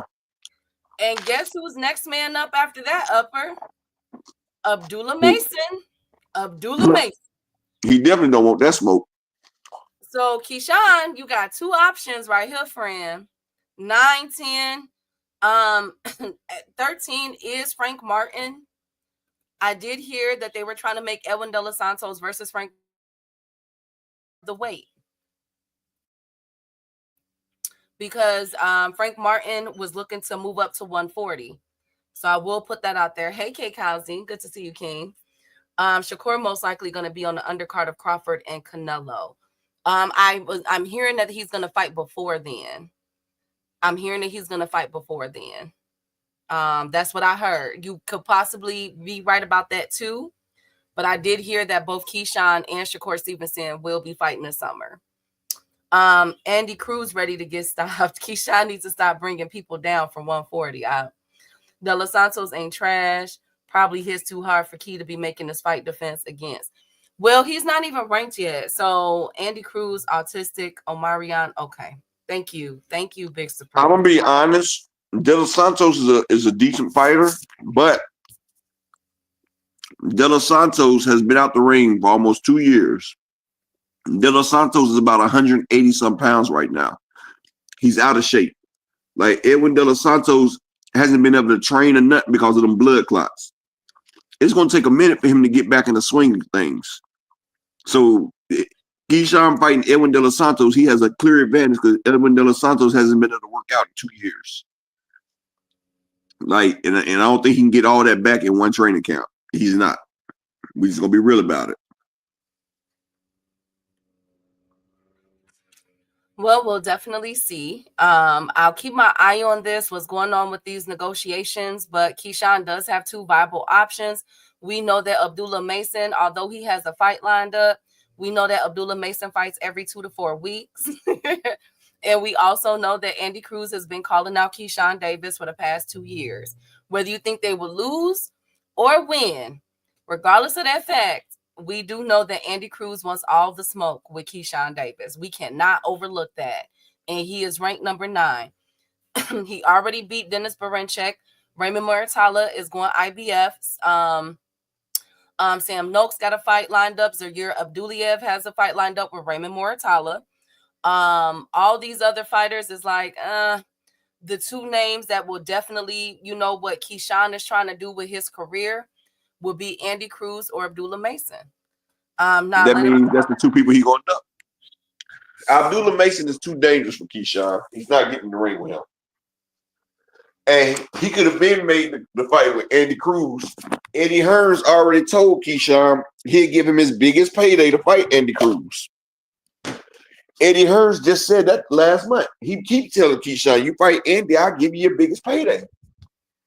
He told Keshan you can finally see what $1 million look like if you fight Andy Cruz.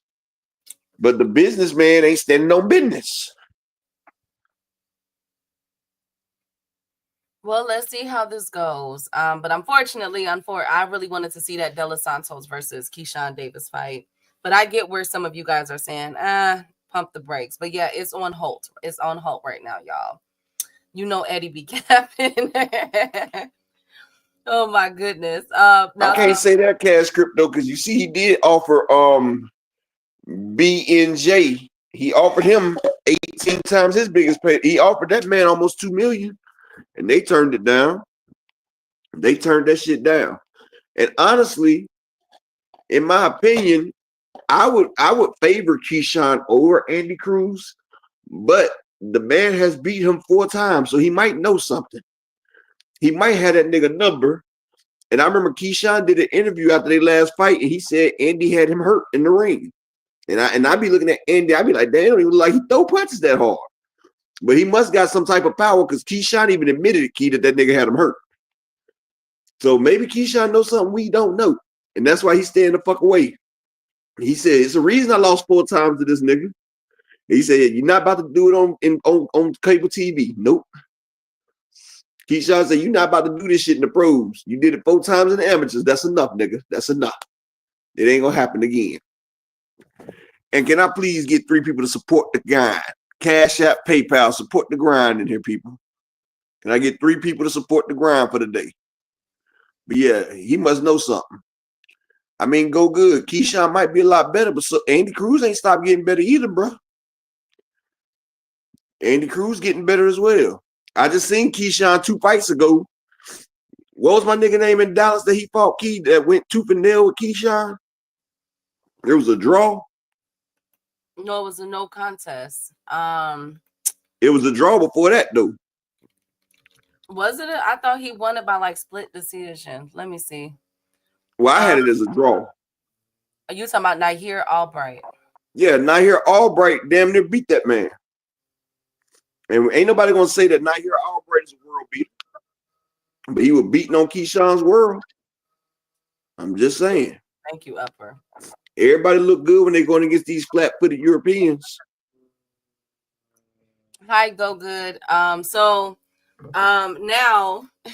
why y'all think Canelo went up to 168, Key? He seen a division full of Europeans. He said, it's enchiladas, it's siesta time. He said, we about to go up there and munch on some grande, mucho hambre, necesita feta mera. Sí, mucho hambre. Thank you, Upper. The zone schedule has come out for April and May, Upper and chat.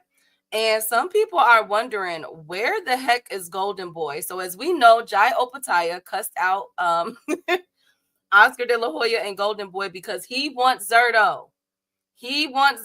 But Oscar said that Zerto is not ready. He wasn't ready. So another person that is not ready was Jai Opataya don't have a big enough name to get Zerto. I'm just being honest. You're not about to take away Oscar De La Hoya's last meal ticket. Somebody is going to get Zerto. It's going to have to be a Benavidez or something. It's going to have to be a pay-per-view fight. The only person that's going to beat on Zerto is going to have to be pay-per-view. He is not feeding Zerto to you, Jai Opataya. And you just got David Nakia. You just got an undefeated young buck, David Nakia, and you did him dirty. That nigga is not about to let you beat up on Zerto. And everybody knows Zerto trash. We knew Zerto was trash when he was 44-0. Like, I betted big money that Bivol was going to beat the shit out of him. He came in the ring 50 pounds heavier than Bivol. This nigga was in the ring fighting at 175. He was 225, Key, and got whooped. I knew he was trash then. So, yeah, we not about to do that shit. Well, another person that they're not about to do, Upper, is Alexis Rocha. Keshan won that fight, but he showed holes. Okay, yeah. Well, Alexis Rocha, upper in chat, he was supposed to be fighting, as we all know, and if you don't know, he is the number one under the WBO for the Brian Norman How does Jr. Alexis Rocha keep getting these? Man, never mind. I had to think about it for a second. Never mind. So I forgot who his manager is. So Alexis Rocha had a fight. He was supposed to fight April or May for the Mando for the Brian Norman Jr. title, the WBO. And that has officially been canceled, ladies and gentlemen. So people are saying, where is Golden Boy for April and May, especially for Cinco de Mayo? What is going on with Golden Boy? Now, we know he has Ryan Garcia for the May 2nd card. But what he got Ramirez fighting on that same card. Okay, but what about Alexis Rocha and Zordo? What's going on? Well, he got Virgil fighting. Virgil's fighting. And damn, that wind just picked up. But Alexis Rocha, who would really want to see Brian Norman versus Alexis Rocha? Me. Would you, Key? Yes. Why? I seen Brian Norman beat Santillia. Alexis Rocha ain't no Santillia. Rashidi Ellis showed us that. Santillian showed us that. Like, Alexis Rocha, he's mediocre. You know what? Alexis Rocha versus Brian Norman might be a good fight. I just thought about that. Because he did get in Blair the Cobb ass. And he might be good enough to get Brian Norman ass. Honestly. Why the fuck is Blair the Flair at? Nobody is calling out his name, Upper. Nobody wants to fight Blair the Flair. I like to see Blair the Flair versus Brian Norman. I think Blair could beat him, honestly. And no cap. I think Blair the Flair could outbox Brian Norman and beat that man.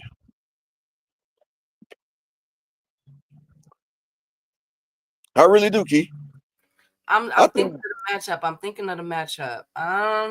You know, he knocked Broner Tooth out like he always like to brag. Hey, DZ. Do you know that Marcos Maidana has a necklace with Floyd Mayweather tooth in it? That's mean. That's really mean. That's really mean. No, do you know Marcos Maidana has Floyd Mayweather tooth as a pendant? He has it encased in gold, but it's Floyd Mayweather tooth. He knocked out Floyd tooth when they was fighting. His trainer grabbed Floyd tooth, and he's been wearing Floyd's tooth on his neck for the longest. He's been wearing Floyd because I just seen a video the other day. They was asking who that Floyd Mayweather tooth. I was like, this nigga has been carrying around Floyd Mayweather tooth for over 10 years. What the fuck? Yeah, Rod, his corner's got the tooth on. That shit crazy, Keith. You wearing another nigga tooth. You couldn't win, but you got his tooth. Okay. Well, I didn't even know that. Blair knocking teeth out, Lord Jesus. Yeah, you remember he knocked out Broner's tooth. Well, I know he knocked the tooth out, but I didn't know that Maidana was carrying around Floyd's tooth. So I hope he has it cased in and everything. Hey Rick, good to see you, King. Might be able to cash out eventually. Yeah, because Floyd is doing a dang on thing. But anyways, so the only thing that Oscar De La Hoya has is that May 2nd card with Ryan Garcia and Rolly Romero. But that's it. We have two fights that were canceled. Zordo and Alexis Rocha. So everybody is wondering what's going on with Oscar. Is Oscar okay? What the hell did Turkey do to Oscar? That tells you the level Floyd was fighting. Yeah, he rubs the tooth on his. Okay, right. Anyways, my goodness. So I just want to put that out there that Golden Boy outside of Ryan Garcia, they are nowhere to be found. And normally this is Oscar's money month for May, around September, October, especially those are his California and Texas cards. So, just something to be, make you go, is everything going all right with that? Another thing is that, thank you, Marky. Oh my God. Thank you, Upper. Thank you, Upper, for showing the tooth. Lord Hammer. Thank you guys so much. You guys, can we all just What be do you got to say about some shit like that, Keith? it's unsanitary. Like, have it enclosed in something. I don't like, a good posturing moment, because I guess I think he's the only fighter that did that to Floyd, right? So Yeah, Floyd only got one tooth knocked out. Yeah. So I think that, yeah. But damn, you carrying around that man tooth. I see you with my damn tooth. It's on site, nigga. I'm taking my tooth back, nigga.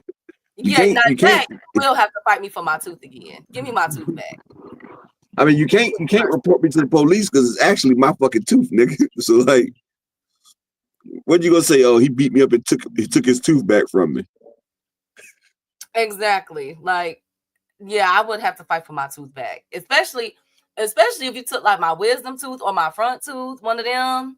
That was a front tooth. My front. Oh, you took my front. Yeah, we gotta fight. You gonna have to see me again. I want my tooth back. Look at that, Key. That's a front tooth. That's what it's one of the front four at the top. Oh my God. Well, he better keep it. It will be worth a lot of money, like Kenny said. That is a lot of money. I mean, think about that. An eBay sale for Floyd Mayweather's tooth. What's her name? What's that girl name that's been dead for a long time? Marilyn Monroe. Her dresses are still selling for $50,000 to $1 million. Her clothes. Think about they auctioned off a pair of her used panties for $2.4 million. I say, who wants to smell that fish bucket? Okay, thank you, Upper. Thank you guys so much. Anyways, next. I'm so done with y'all. Thank you, Big Supreme. Was a straight used panties though, but I be thinking that shit is weird as hell. Niggas be buying used panties. Like, really? My goodness. Thank you, Upper. Thank you so much. What am I gonna do with y'all? He can keep it at the crib, but to wear it. Thank you, 2 cents. Anyway, so I'm putting out an APB alert on Oscar De La Hoya in his upcoming fights. I don't see the schedule, and 2 fights have already went down the drain. I'm worried about Oscar. So Oscar, get it together. But he does have a fight coming up. Sidebar real quick, right? Yeah. Y'all motherfuckers don't understand it, but them OnlyFans models and them always talking about people buying things.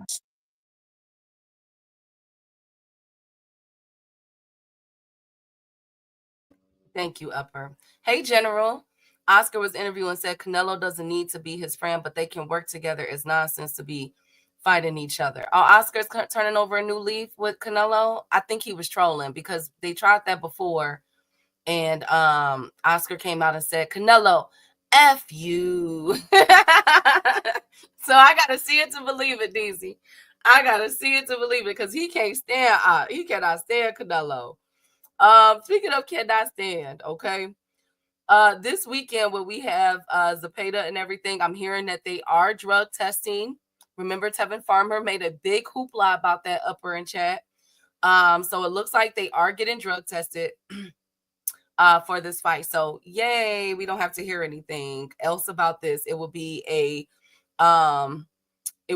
guess, an even playing field because Farmer feels as though how is Zepeda able to throw over 1,000 punches a fight and don't get tired? And they were hardly drug tested. So he wanted drug testing in this fight to see if that could slow down his momentum. All right. So I'm just putting it out there. No clapback Thursdays lately. Well, he is pissed off. Turkey them, basically Dana them, cuss, everybody out that was working with him. So much so that Oscar called Dana a woman beater, and Eddie is talking about retirement. They feelings are hurt. Zepeda is on that tainted meat. He's going to, and they know he not right. He better get that Sammy Davis Jr. eye in there and win. Zulu stop. Oh, I had a gang of women sending me underwear in the mail. Oh my goodness. And baby powder. I still have, oh my God, Rick. I could see that though, Rick, because you got that Rico Suave look. Like I could see the women going crazy over you. It's a couple of y'all in here. I'm like, yeah, they got women. I could tell. You know what I'm saying? Like y'all had them going. You feel me? you probably still got them going, you know, losing their mind over y'all. So I could definitely see that because we do have some attractive men in this chat. Oscar sleeps with a okay. You know what? I'm done. Thank you, Rod. Anyways, on to the next one because y'all always doing this. On to the next one. Named no. On to the next one. Canelo Alvarez lottery. Now, this is going to tie into the future of TKO. Now, as we all know, Turkey and Dana White is doing this whole TKO bout. Now, it looks like that they're having some issues with the dates. I know people have been asking me, a couple people sent me messages yesterday asking me about the New York card and if it's still open, like with the 300 people. They haven't been able to buy tickets. And I did say that is strange because Canelo's tickets went on sale. Sorry about that. My wife called me. Go ahead, Upper. Can I say this? No, I said, no, go ahead. I was just saying my wife kicked me off. Oh, it's okay. So Canelo's tickets went on sale in Saudi Arabia, but people are wondering what's going on with the Ryan Garcia and Rolly card and if it's still 300 people. Yes, as far as to my knowledge, it's still 300 people for the Times Square card. Now, how they're still working that out, I don't know. I keep telling y'all, I heard that there was issues with permits and everything else. Now, moving forward, he does have the Alcatraz card, Upper in chat, in June, where he's gonna, I think KSI is gonna be on that one. And then they have the September card, and then afterwards it's pretty much quiet.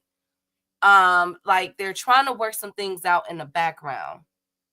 Now, this is coming on the heels of the announcement for Canelo but Crawford. Is that fight still happening?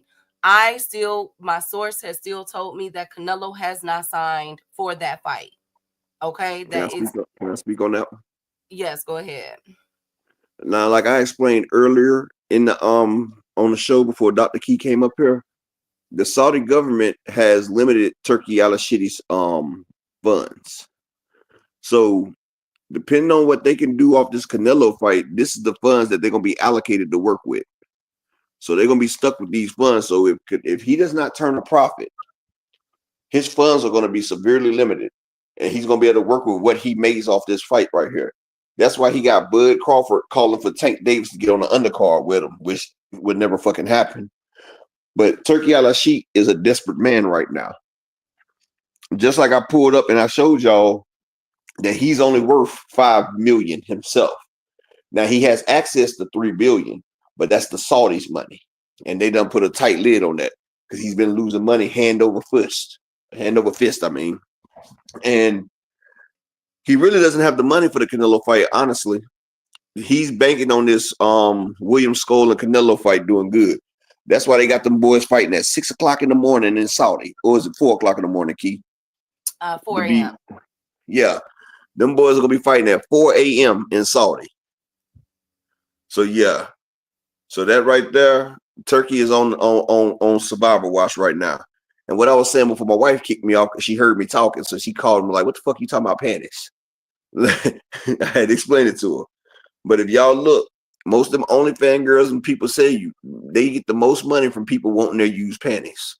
Like it's a lot of freaky nasty people out here. I'm just saying it's a lot of freaky nasty people that be buying women's panties. Like it's crazy, but that's what they want. I mean, it's freaky nasty people. But Canelo and William Skoll's fighting at 4 a.m. 2 cent over in Saudi. It'll be 11 o'clock our time or 9 o'clock. It'll be 11 o'clock on the East Coast.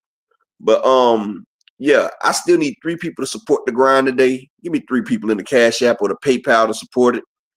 Yeah, Zulu, they're gonna be fighting. So it's really not even worth you getting acclimated to Saudi if you about to fight at 4 a.m. You might as well stay acclimated to the States because you're gonna be fighting at 11 o'clock Eastern Standard Time, but 4 a.m. Saudi time. So you might want, you know what I'm saying, Key? Ain't no use you you'll be tired of shit if you trying to get up and fight at 4 a.m. over there if you got acclimated to their time zone. Okay. Yeah, but yeah, Turkey's in the bind. That's why the TKO fight series, you notice that the purse is gonna be $750 a fight. Like they're not they're not going to be getting paid extravagant amounts over there at TKO. I think he said like the highest purse will be around $750. So Shakur and them, all them big day paydays, they done signed their life away to Turkey. They're gonna be fighting for $750. And he wanted Canelo. He got Canelo with the Saudi flag. But yeah, Canelo is about his chips. And if you ain't got no dip, motherfucker, then you ain't getting Canelo in your strip. So Canelo's a money whore. And he's going where the bread takes him. We've known that. He's on his farewell tour. And if Turkey really wanted to make the money and he really wanted Benavidez to come over there, he should have made Benavidez versus Canelo. Benavidez would have damn sure hopped on that nigga car then, Key. I'm telling you, he would have damn sure hopped on that car. He would be like, Al, I love you. This is my shit right here. But since Turkey can't do that, that shows you what type of power Turkey has, because anybody else, Turkey would have forced that fucking fight, Key. But he couldn't force that shit with Canelo. And he been said he wanted to see Canelo versus Benavidez. But Canelo, I was born ready. I not go for nothing. Canelo not going for that shit, dog. He's not going for that shit, Keith. Turkey thought he was going to be able to trick Canelo into that. Canelo told him, look, man, I'll fight these bums, but I'm not fighting Benavidez over here, nigga. You got me fucked up. I'm Canelo Alvarez. So, you know, Canelo getting paid a check to beat up on bullshit William Skull. I mean, you know, you pay for motherfuckers, you know, you do the Eddie Hearns way. Spend your money. Spend your money. But yeah, but like I said, I need 3 people to support the grind. And back to Key. Yes. So with all that being said, Turkey jerky. Thank you, Brian. So with all that being said, Canelo, there is a new lottery ticket for Canelo. And here are the 4 people. Some of you guys have heard this already. We know about William Skull. Of course, Bud Crawford. The winner of Chris Eubank Jr. and the newest entry for Canelo Alvarez is officially Hamza Sherez, who is 21-0-1, who got the draw with Carlos Adames a few weeks ago. Very controversial decision. Oh, wow. I see the play. I see the fucking play. Yes. So that is the new lottery, the updated lottery ticket for Canelo Alvarez. And the question that remains is, since Canelo has not signed on yet with Bud Crawford for their September bout, another play that's in works is the Chris Eubank and Conor Benn fight, because it was announced that these two are fighting to fight Canelo Alvarez as well. The winner will get Canelo. Key, wouldn't it be fucked up if Bud sits here and bulk up and gain all this weight and Canelo turns his ass down? God almighty. Key, could you tell me how fucked up that would be? Bud sitting getting all this motherfucking weight. And Canelo say, you will pay it, you will pay it, you don't get one. Damn, that would be fucked up. Exactly. That would be fucked up. Tell me why before Canelo retired, they're gonna put him in the ring with Hamza Sherez, and Canelo's about to get $100 million to lose the fight. Because if Canelo don't stop Hamza Sherez, they're gonna rob Canelo ass. Key, if Canelo Alvarez does not stop Hamza Sherez, Hamza Sherez will be the undisputed champion of 168. Watch what I tell you. Well, he is the newest entry, ladies and gentlemen. So if you were Canelo Alvarez in this position, you have all the cards. You ain't got to sign nothing until that May card is done. Your May 3rd card is done. Out of those 4 people, Conor Benn, Chris Eubank, Terence Bud Crawford, and Hamza Sherez, who would you go for? Shout out to my brother Fight Game. Honestly, I'd probably go with Eubanks then Sherez. Nah, I go with Eubanks. But why not Bud? They're saying that could trump. That would be the biggest pay-per-view of the year. Do you believe that, Key? No. Bud had a tailor-made pay-per-view with Earl Spence, and they couldn't even do 700,000. And Earl was doing almost that by his damn self. Bud doesn't bring shit to the table. He did 6,000 with Avanesian. He did 78,000 with Madrimov, and he had Pitbull Cruz. He had Pitbull Cruz, and he had motherfucking Eminem doing a live concert, and they couldn't even do 100,000 pay-per-view buys. Come on, man.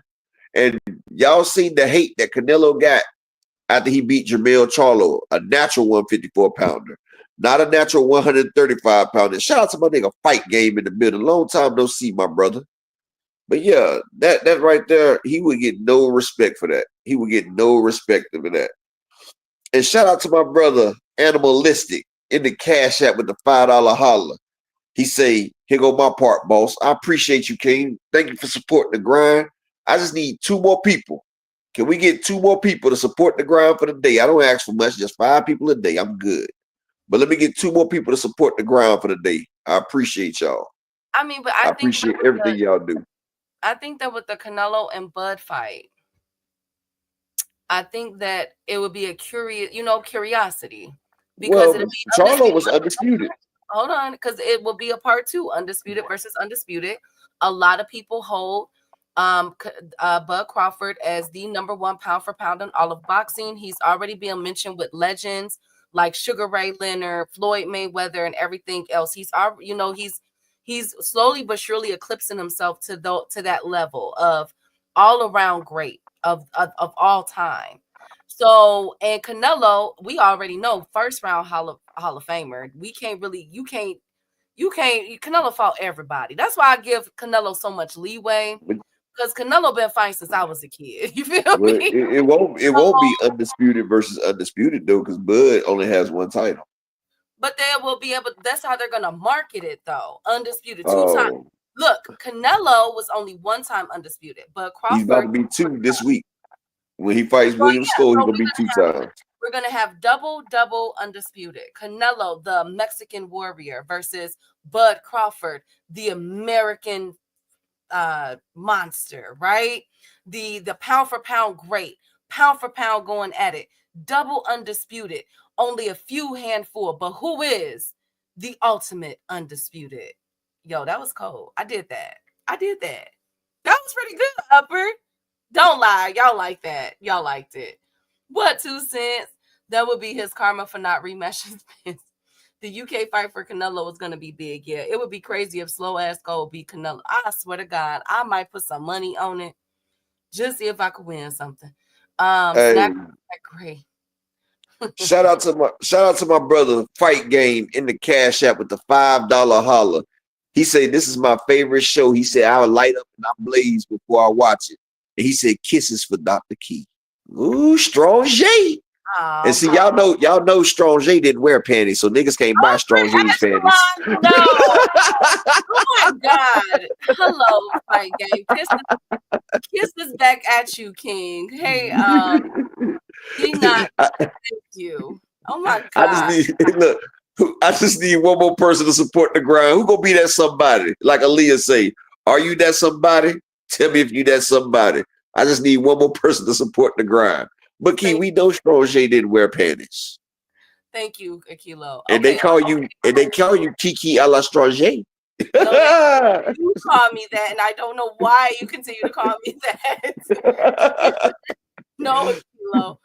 No, but okay, they're saying that he is right. She gonna exactly 2 cents. I do not listen to Upper, but my whole thing is, listen, y'all.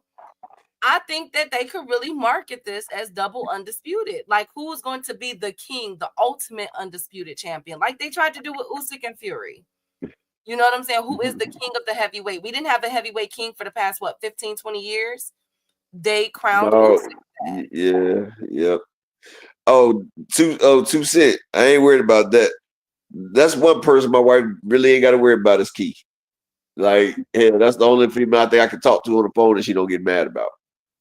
I can't even talk to my female cousins. Y'all ain't related like that. That's your third cousin. Hell no. She. I am very, very respectful. Very respectful. Thank you, Marcus. Hi, 9 Ether. But listen though, come on, y'all. Look. But people feel as though Bud Crawford is an all-time great. Oh my God, Fight Game. They do, Key. I've seen it, man. Them people weird out there, Key. Like I'm telling you, y'all don't look at Bud as an all-time great, Upper, 2-time undisputed. Yeah, a resume. Yeah, I think he's one. I think he's one of the greats. I put him in top 10 under heavyweight. I put him top 10 under heavyweight. See, I don't rank the heavyweights the same as I rank other weight classes. But I'll put him in top 10 under heavyweight. But I wouldn't put him above Sweet Pea Whitaker. And a lot of people be like, why don't you put him ahead of Sweet Pea Whitaker and he's undefeated? Because I have to look at Bud's body of work. And I have to look at who he fought and when he fought these people. Like he got Earl Spence, but he ain't got no Oscar De La Hoyas on his record. He ain't got no Julio Cesar Chavez's on his record. Like back then, motherfuckers had competition and motherfuckers was running to that competition. Motherfuckers don't realize Floyd in a 10-fight stretch, this motherfucker beat up Diego Corrales, Arturo Gatti, Zab Judah, Sugar Shane, Chop Corley, Marcos Maidana, Canelo Alvarez. Like, bro, that's one of the hardest 10 pieces. And then Manny Pacquiao. That's like one of the hardest 10-piece sets that you can say right there, Keith. Like, that's 10 straight Hall of Famers that man whooped. He whooped 10 Hall of Famers. And people still don't want to give this man his fucking credit. Like, the fuck? This man just whooped 10 Hall of Famers and sprinkle a little Victor Ortiz in there with it. Like, this nigga fought killers. This nigga fought killers and motherfuckers. And then, like, motherfuckers want to, like, I seen that nigga Artman the Fate, Artman the Gate, Artman the Shake. Motherfucker will put up a thing talking about Devin Haney at 25 would give Money Mayweather problems. I said, first off, Art the Fate, Floyd at 25 was Pretty Boy, not Money Mayweather. And I said, at 135, he would have put Devin Haney in a fucking coffin. He talking about, he would have put Devin Haney in a fucking coffin. At 135, Devin Haney wouldn't even have fucked with Chico Corrales. Diego Corrales at 135 would have buried Devin. Undefeated Diego Corrales, 38-0 with 30 knockout, he would not. And he had a vicious left hook. He would have knocked Devin the fuck out. Arturo Gatti would have knocked Devin the fuck out. Zab Judah Sugar Shane would have definitely knocked Devin the fuck out. Like, Canelo knocked him the fuck out. Like, nigga, to say that Castillo would have knocked him out. Maidana would have ended that nigga career like he did Adrian Broner. Adrian Broner didn't even want to throw punches no after he fought Marcus Maidana. Like, come on, nigga. We're not going to sit there and do that shit. Exactly, Rick Timms. And for them motherfuckers to sit there and say that Devin was a Hall of Famer, and then they try to say Devin was undisputed at 135, Floyd had one title, Floyd would have beat that nigga's undisputed out of his ass. You thought Ryan Garcia had that nigga shit. Floyd would have made that nigga have diarrhea in that ring, damn it. Thank you, Upper. Thank you so much. Let me go ahead and say, speaking of Devin, I just looked up the tickets again for the Ryan and Rolly and Devin card in Teal. It is not available. So I don't know what's going on. Hopefully they'll have them available by the first week of April, Upper. But it's looking like that it's still only going to be the 300 people that Turkey decides to bring out for that fight. And it's still located in Times Square Garden. Or is it? No, not Times Square. What is it called? Times Square? Not the Garden. I'm sorry. So yeah, sorry, y'all. I don't know what Turkey is doing with this card. Magic gloves that explode on impact. Lord, Devin would lose to Chop. Oh. Devin wouldn't do ish with Floyd at 55. He's mediocre and predictable. Mayweather would eviscerate him. I wouldn't recommend Mayweather get in there with Devin now.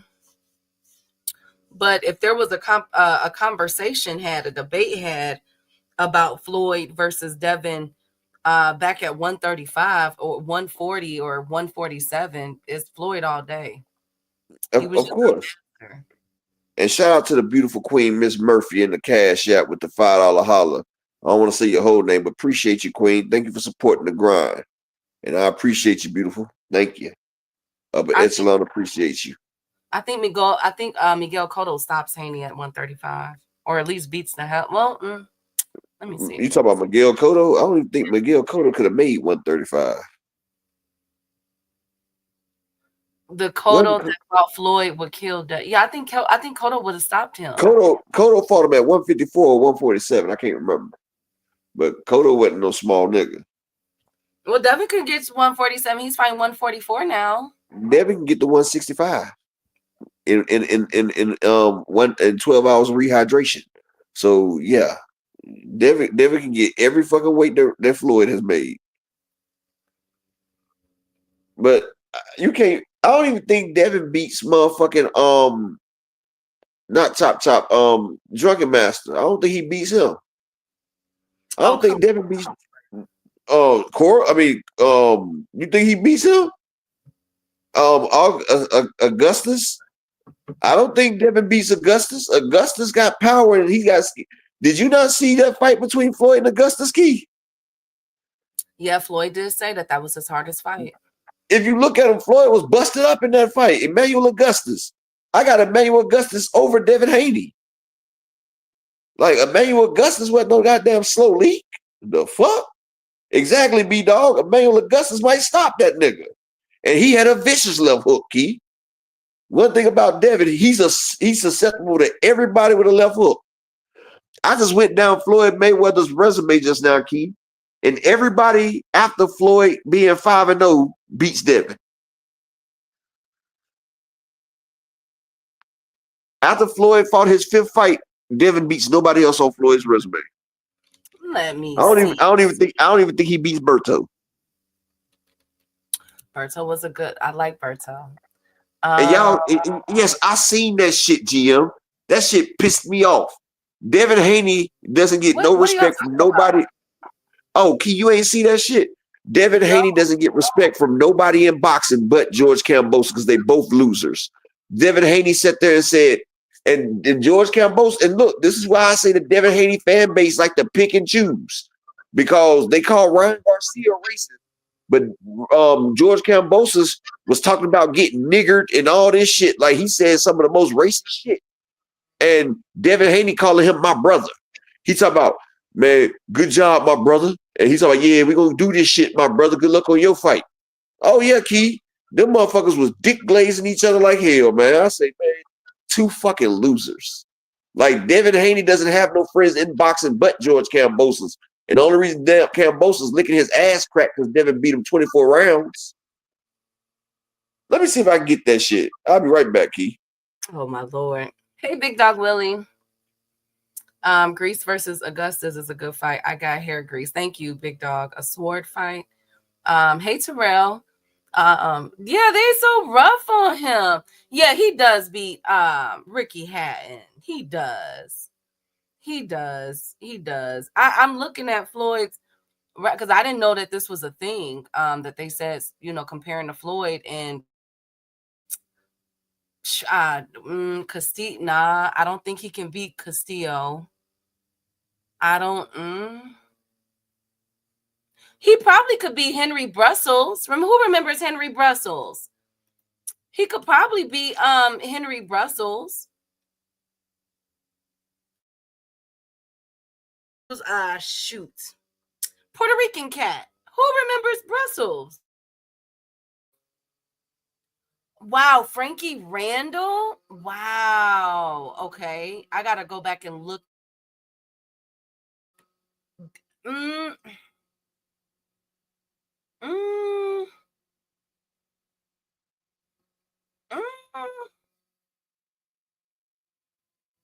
I'm trying to think. Okay.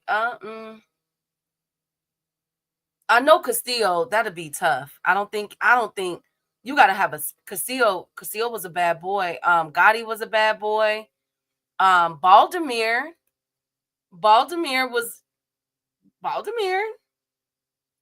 will give Devin. He would give him a hard fight, but I think that Devin can beat Henry Brussels. Hair grease versus Jerry Curl. Hair grease, because it stays intact longer, honey. Frankie Randall took Julio Child. Oh, okay.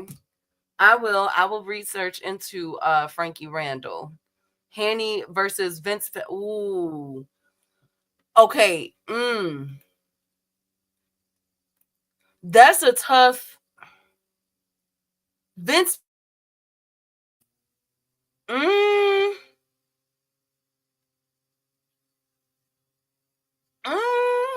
That's a tough one. Let's talk. She 2P. Oh, come on. No, I'm not. Okay, let's talk Big Supreme. Okay, Castillo beats Haney. Yeah. Hey Jay. Bakar and Freddie Pendleton does beat Haney. Yes, he does. Nicholas Fly. Y'all just throwing now. Y'all just being nice. Y'all just being mean now.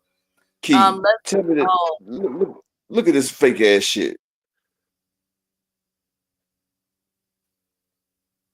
Maybe they're getting set up for a possible fight. Upper. Maybe we can get Kambosos versus Devin Haney part. They already had part 2, Key. I'm sorry, part 3. Nobody want that bullshit. I'm just saying. Nobody want that bullshit. We don't want Africa versus Kambosos, but here we are.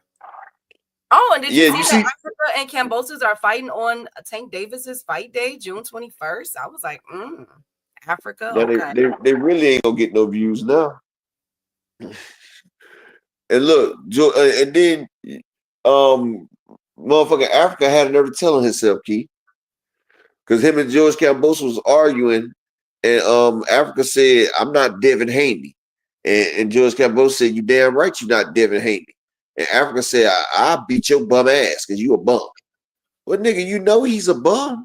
So why are you fighting him? You literally called this man a fucking bum. But you signed up to fight him. So what, you bum bashing now? This nigga bum bashing now? Yeah. He's not fighting Super Dale. I don't need to rehash that. I'm very upset with that. Yeah, I know J Boxing. He ducked him. I've been cooking. I cooked him yesterday. He ducked Super Dale Matias for George Kambosos, a New York fight in June. Somebody has said something about. Well, he does get that win right there, Rick. I got to give it to him. Devin Haney does beat Conor McGregor. That's the only person on Floyd Mayweather resume that Devin Haney can win. Conor McGregor. Okay, Big Dog really got to be trolling. He says that Devin beats Aaron Pryor. Aaron Pryor kills Devin Haney. So it's not even a competition. You know he's trolling. Kambosos said Devin is generational. Kambosos said his is no doubt. Wow. Okay. He did say that shit. That's what he said. Yeah, Richard said, "Yeah, I ain't no damn Devin. I ain't gonna play with your bum ass." Somebody asked for the African that Floyd fought. Philip What did Chop Curry? What did Chop Curry? I didn't know Chop was African. Yeah, he Nigerian. I thought he was Nigerian. Okay, I didn't know that. Okay, go ahead. Philip, that's who his name is. Indio. And yeah, I remember him. Yeah, that's a tough fight for Devin. You know what? To be honest with you, it's not just Devin, though. If we look at the 135 and 140 division of today, all of them boys would be problems. All of these fighters. You know, Gotti wasn't no walk in the park. Diego Corrales wasn't no walk in the park.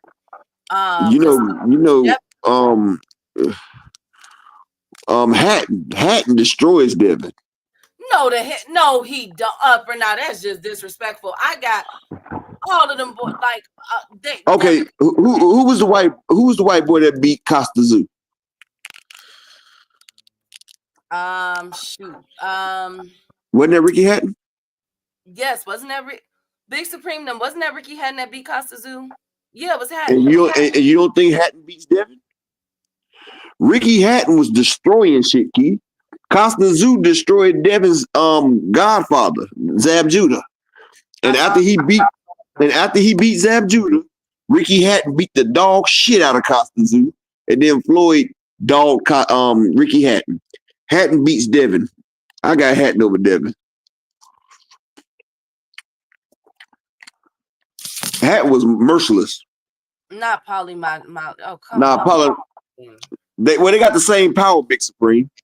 It'd be a boring ass fight.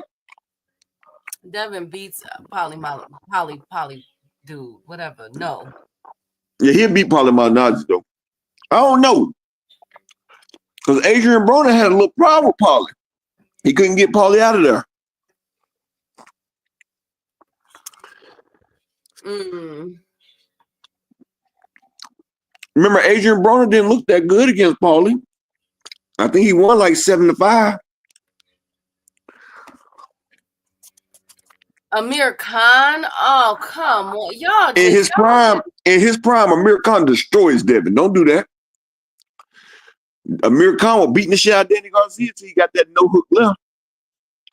Amir Khan fucked up going up to jump up there to fight Canelo. When Amir Khan jumped up to fight Canelo, it was over. Canelo broke that nigga's whole jaw, Keith. He ain't have no chin after that. Zulu line, Mikey Garcia at 135 destroys Devin. At 145, he stops Devin. They was calling Mikey Garcia the nigger killer. He had just beat what's the tall one? Robert Easter. He beat Robert Easter. Then he beat Broner, and then he thought he could beat Spence.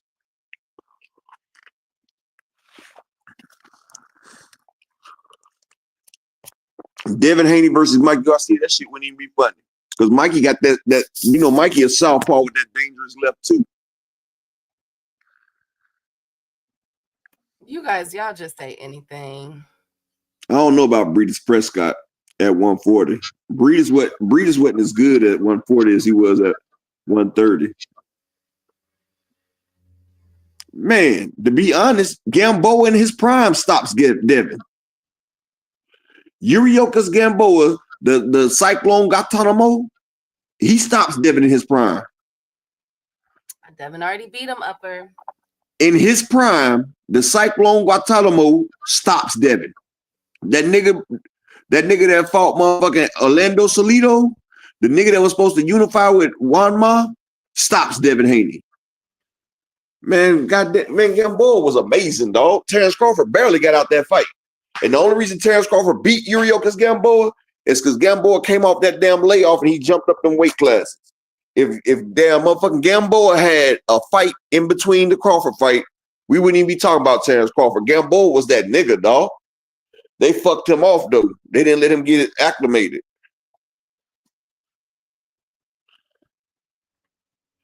Champy, they made over $80 million in that fight. Yes, I think Lamont Roach and Tank Davis did more than Canelo did his last fight. Yes, I do. Where have you been, Champy? Oh my goodness. At least Champy been chomping on Canelo's mystery meatballs. Thank you, Upper. Winston, because of COVID. Wait, what? Thank you, Champy. Devin beat Salvador Sanchez. Get the you trolling, big dog. I was also about to curse. Woo! Champy. Yeah, Earl Spence was beating Canelo heads up. Hell, Earl and Bud beat Canelo and Charlo's champion. You know, and you talk about way back with the COVID restrictions. Canelo had the COVID restrictions too, champion. So Canelo and Earl both had the COVID restrictions, and Earl outsold him. What's the problem, champion? You sounding like a chumpy. You sound like a chumpy. Okay, so what do we think about Canelo versus Hamza Sherez? Do we like it? Canelo gonna get cheated. If Canelo Alvarez fights Hamza Sherez and Canelo don't knock that man out, they gonna cheat my boy Canelo, bro. They gonna cheat Canelo. They already done changed Canelo flag to damn Saudi Arabian. Canelo not even claiming Mexican no more. Oh no, he's. I'm glad Champion. I'm glad Champion here right now. Champion, how does this make you feel right here, Champion? When you Google Canelo, he done got rid of his Mexican flag, and this is what you see on Google now, Champion. Does that make you feel good? Canelo threw y'all away, Champion. How does that make you feel, Champion? Your Chimpy. Your leader left you, Champion. His name is now Canelo Alvarez. Canelo Alvarez. No longer Mexicano Canelo. No longer Mexicano Canelo. Canelo Alvarez. You know, that's Camel Jock and Canelo right there, baby. Oh my gosh. Shout out to all of our Middle Easterners out there that ride camels. Upper echelon. Oh my God. Thank you, Akilo. Thank you, Big Supreme. Thank you, Jay. Thank you guys so much. Man, Canelo is not Mexican, champion. He's Irish. You see the red hair and the green eyes, nigga. He was never Mexican. He was a plant. Definitely Hispanic. He is definitely Mexican. We're not doing that. We're not doing that. Turmeric. Okay, thank you. Oh my goodness. I am done. So we don't like it. We want. Hold on, Marquis. The salsa's gone, man. That's cumin coming out of Canelo now. That's cumin and motherfucking curry. Oh my God. Curry gang. Canelo is now curry gang. Shout out to everybody that eats Indian food. I am definitely one of them. Upper echelon. Oh my goodness. Thank you, Marquis. Thank you, Brian. Thank you, all things. Okay, anyways, y'all are woo-wee. Woo-wee. I'm so done. Okay, so we don't like that fight. Okay, so if the fight does not go through with Bud Crawford, okay, who would we prefer to be the replacement? Chris Eubank Jr.? Because that means we got to speed it up. Or yeah, I'll take Canelo and Chris Eubank. Canelo versus Chris Eubank will sell more than Canelo versus Bud in the UK. If Chris Eubanks beats Conor Benn, Chris Banks is gonna be a somebody over there. And at least I think Canelo versus Eubanks will be a more competitive fight than Bud, because Eubanks is a more natural, bigger person. Hell yeah, Rick Timms. Did somebody say Kamala washing greens in the bathtub? Here we go. Y'all are just too much. Well, let's see. We have to Canelo and them has an uphill battle because these tickets got to sell for the Saudi Arabia card and the pay-per-views have to be there. Canelo is going to report it $100 million to fight William Skull. Hold on one second, Key.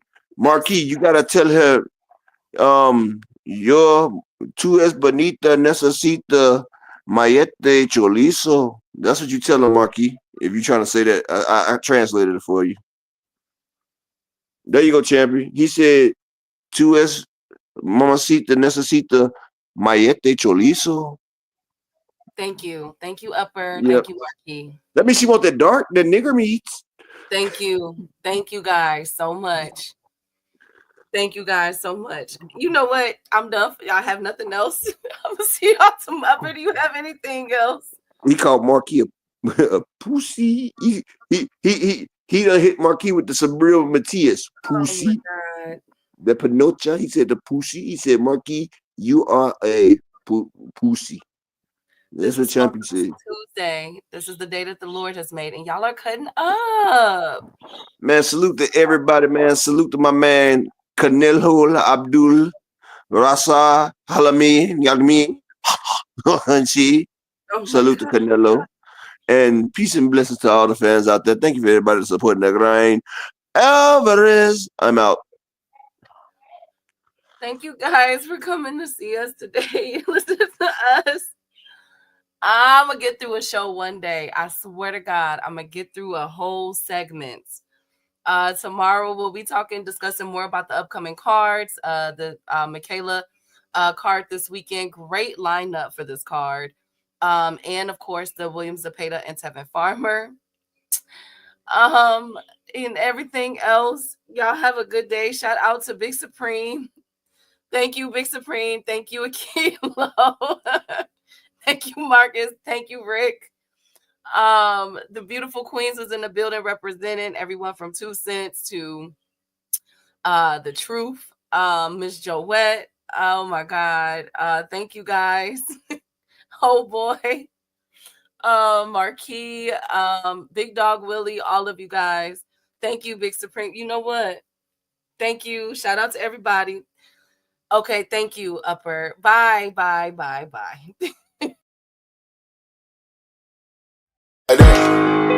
They want that smoke, bitch, I got it for 'em. They want that smoke, bitch, I got it for 'em. They want that smoke, you know I blow it. They call me Sunny Monster for a reason. I'm really dripping, leave a nigga bleeding. I get to squeeze and leave a nigga. bitch, I got it for 'em. They want that smoke, bitch, I got it for 'em. They want that smoke, you know I blew it. They call me Sunny Monster for a reason. I'm really tripping, leaving nigga bleeding. I get the squeeze and leave a nigga leaving. Raw Molly got me all up in demon mode. Mouth moving like I done put clean in my nose. Tryna catch me a op, I can leave with some hoes. He standing straight up, watch I make him lean with this pole. Would've thought he was closed, how that heat made him fold. Thought it was a game, he won't think no more. His brain's gone, nigga. It be exciting when I get to striking. Guns sound like thunder, hit you like lightning. Fight for your life, we don't do no fighting. We really hit it, nigga. We worse than savage, they calling us Vikings. Police be riding, we still be sliding. Told you we hitters, remember the time. They want that smoke, bitch, I got it for 'em. They want that smoke, bitch, I got it for 'em. They want that smoke, you know I blow it. They call me Sunny Monster for a reason. I'm really tripping, leaving nigga bleeding. I get the squeeze and leave a nigga bleeding. They want that smoke, bitch, I got it for 'em. They want that smoke, bitch, I got it for 'em. They want that smoke, you know I blow it. They call me Sunny Monster for a reason. I'm really tripping, leaving nigga bleeding. I get the squeeze and leave a nigga bleeding. How about I leave them holding like the Bible? AR-15, that's a high-power rifle. A in the army and assassinate rivals. Break that shit down, nigga. AK or anybody kill. Hop out, keep the drilling and spilling. Stay on point 6-2, gon' split 'em. FN, that's for any fuck nigga. You a plug, then I'm pulling up, nigga. You my lunch, eat these bullets for dinner. 5.0, eat 'em up, eat 'em up. SK, smoke killer for show. Drum rounds and cripple ops, Draco. I got them all, you don't want no. I got all those shit, nigga. They want that smoke, bitch, I got it for 'em. They want that smoke, bitch, I got it for 'em. They want that smoke, you know I blew it. They call me Sunny Monster for a reason. I'm really tripping, leaving nigga bleeding. I get this pussy, leaving nigga bleeding. They want that smoke, bitch, I got it for 'em. They want that smoke, bitch, I got it for 'em. They want that smoke, you know I blow it. They call me Sunny Monster for a reason. I'm really tripping, leaving nigga bleeding. I get the squeeze and leaving nigga bleeding. Y'all know what the fuck going on around here, nigga. Y'all nigga keep talking about you want smoke. You can't catch me on social media.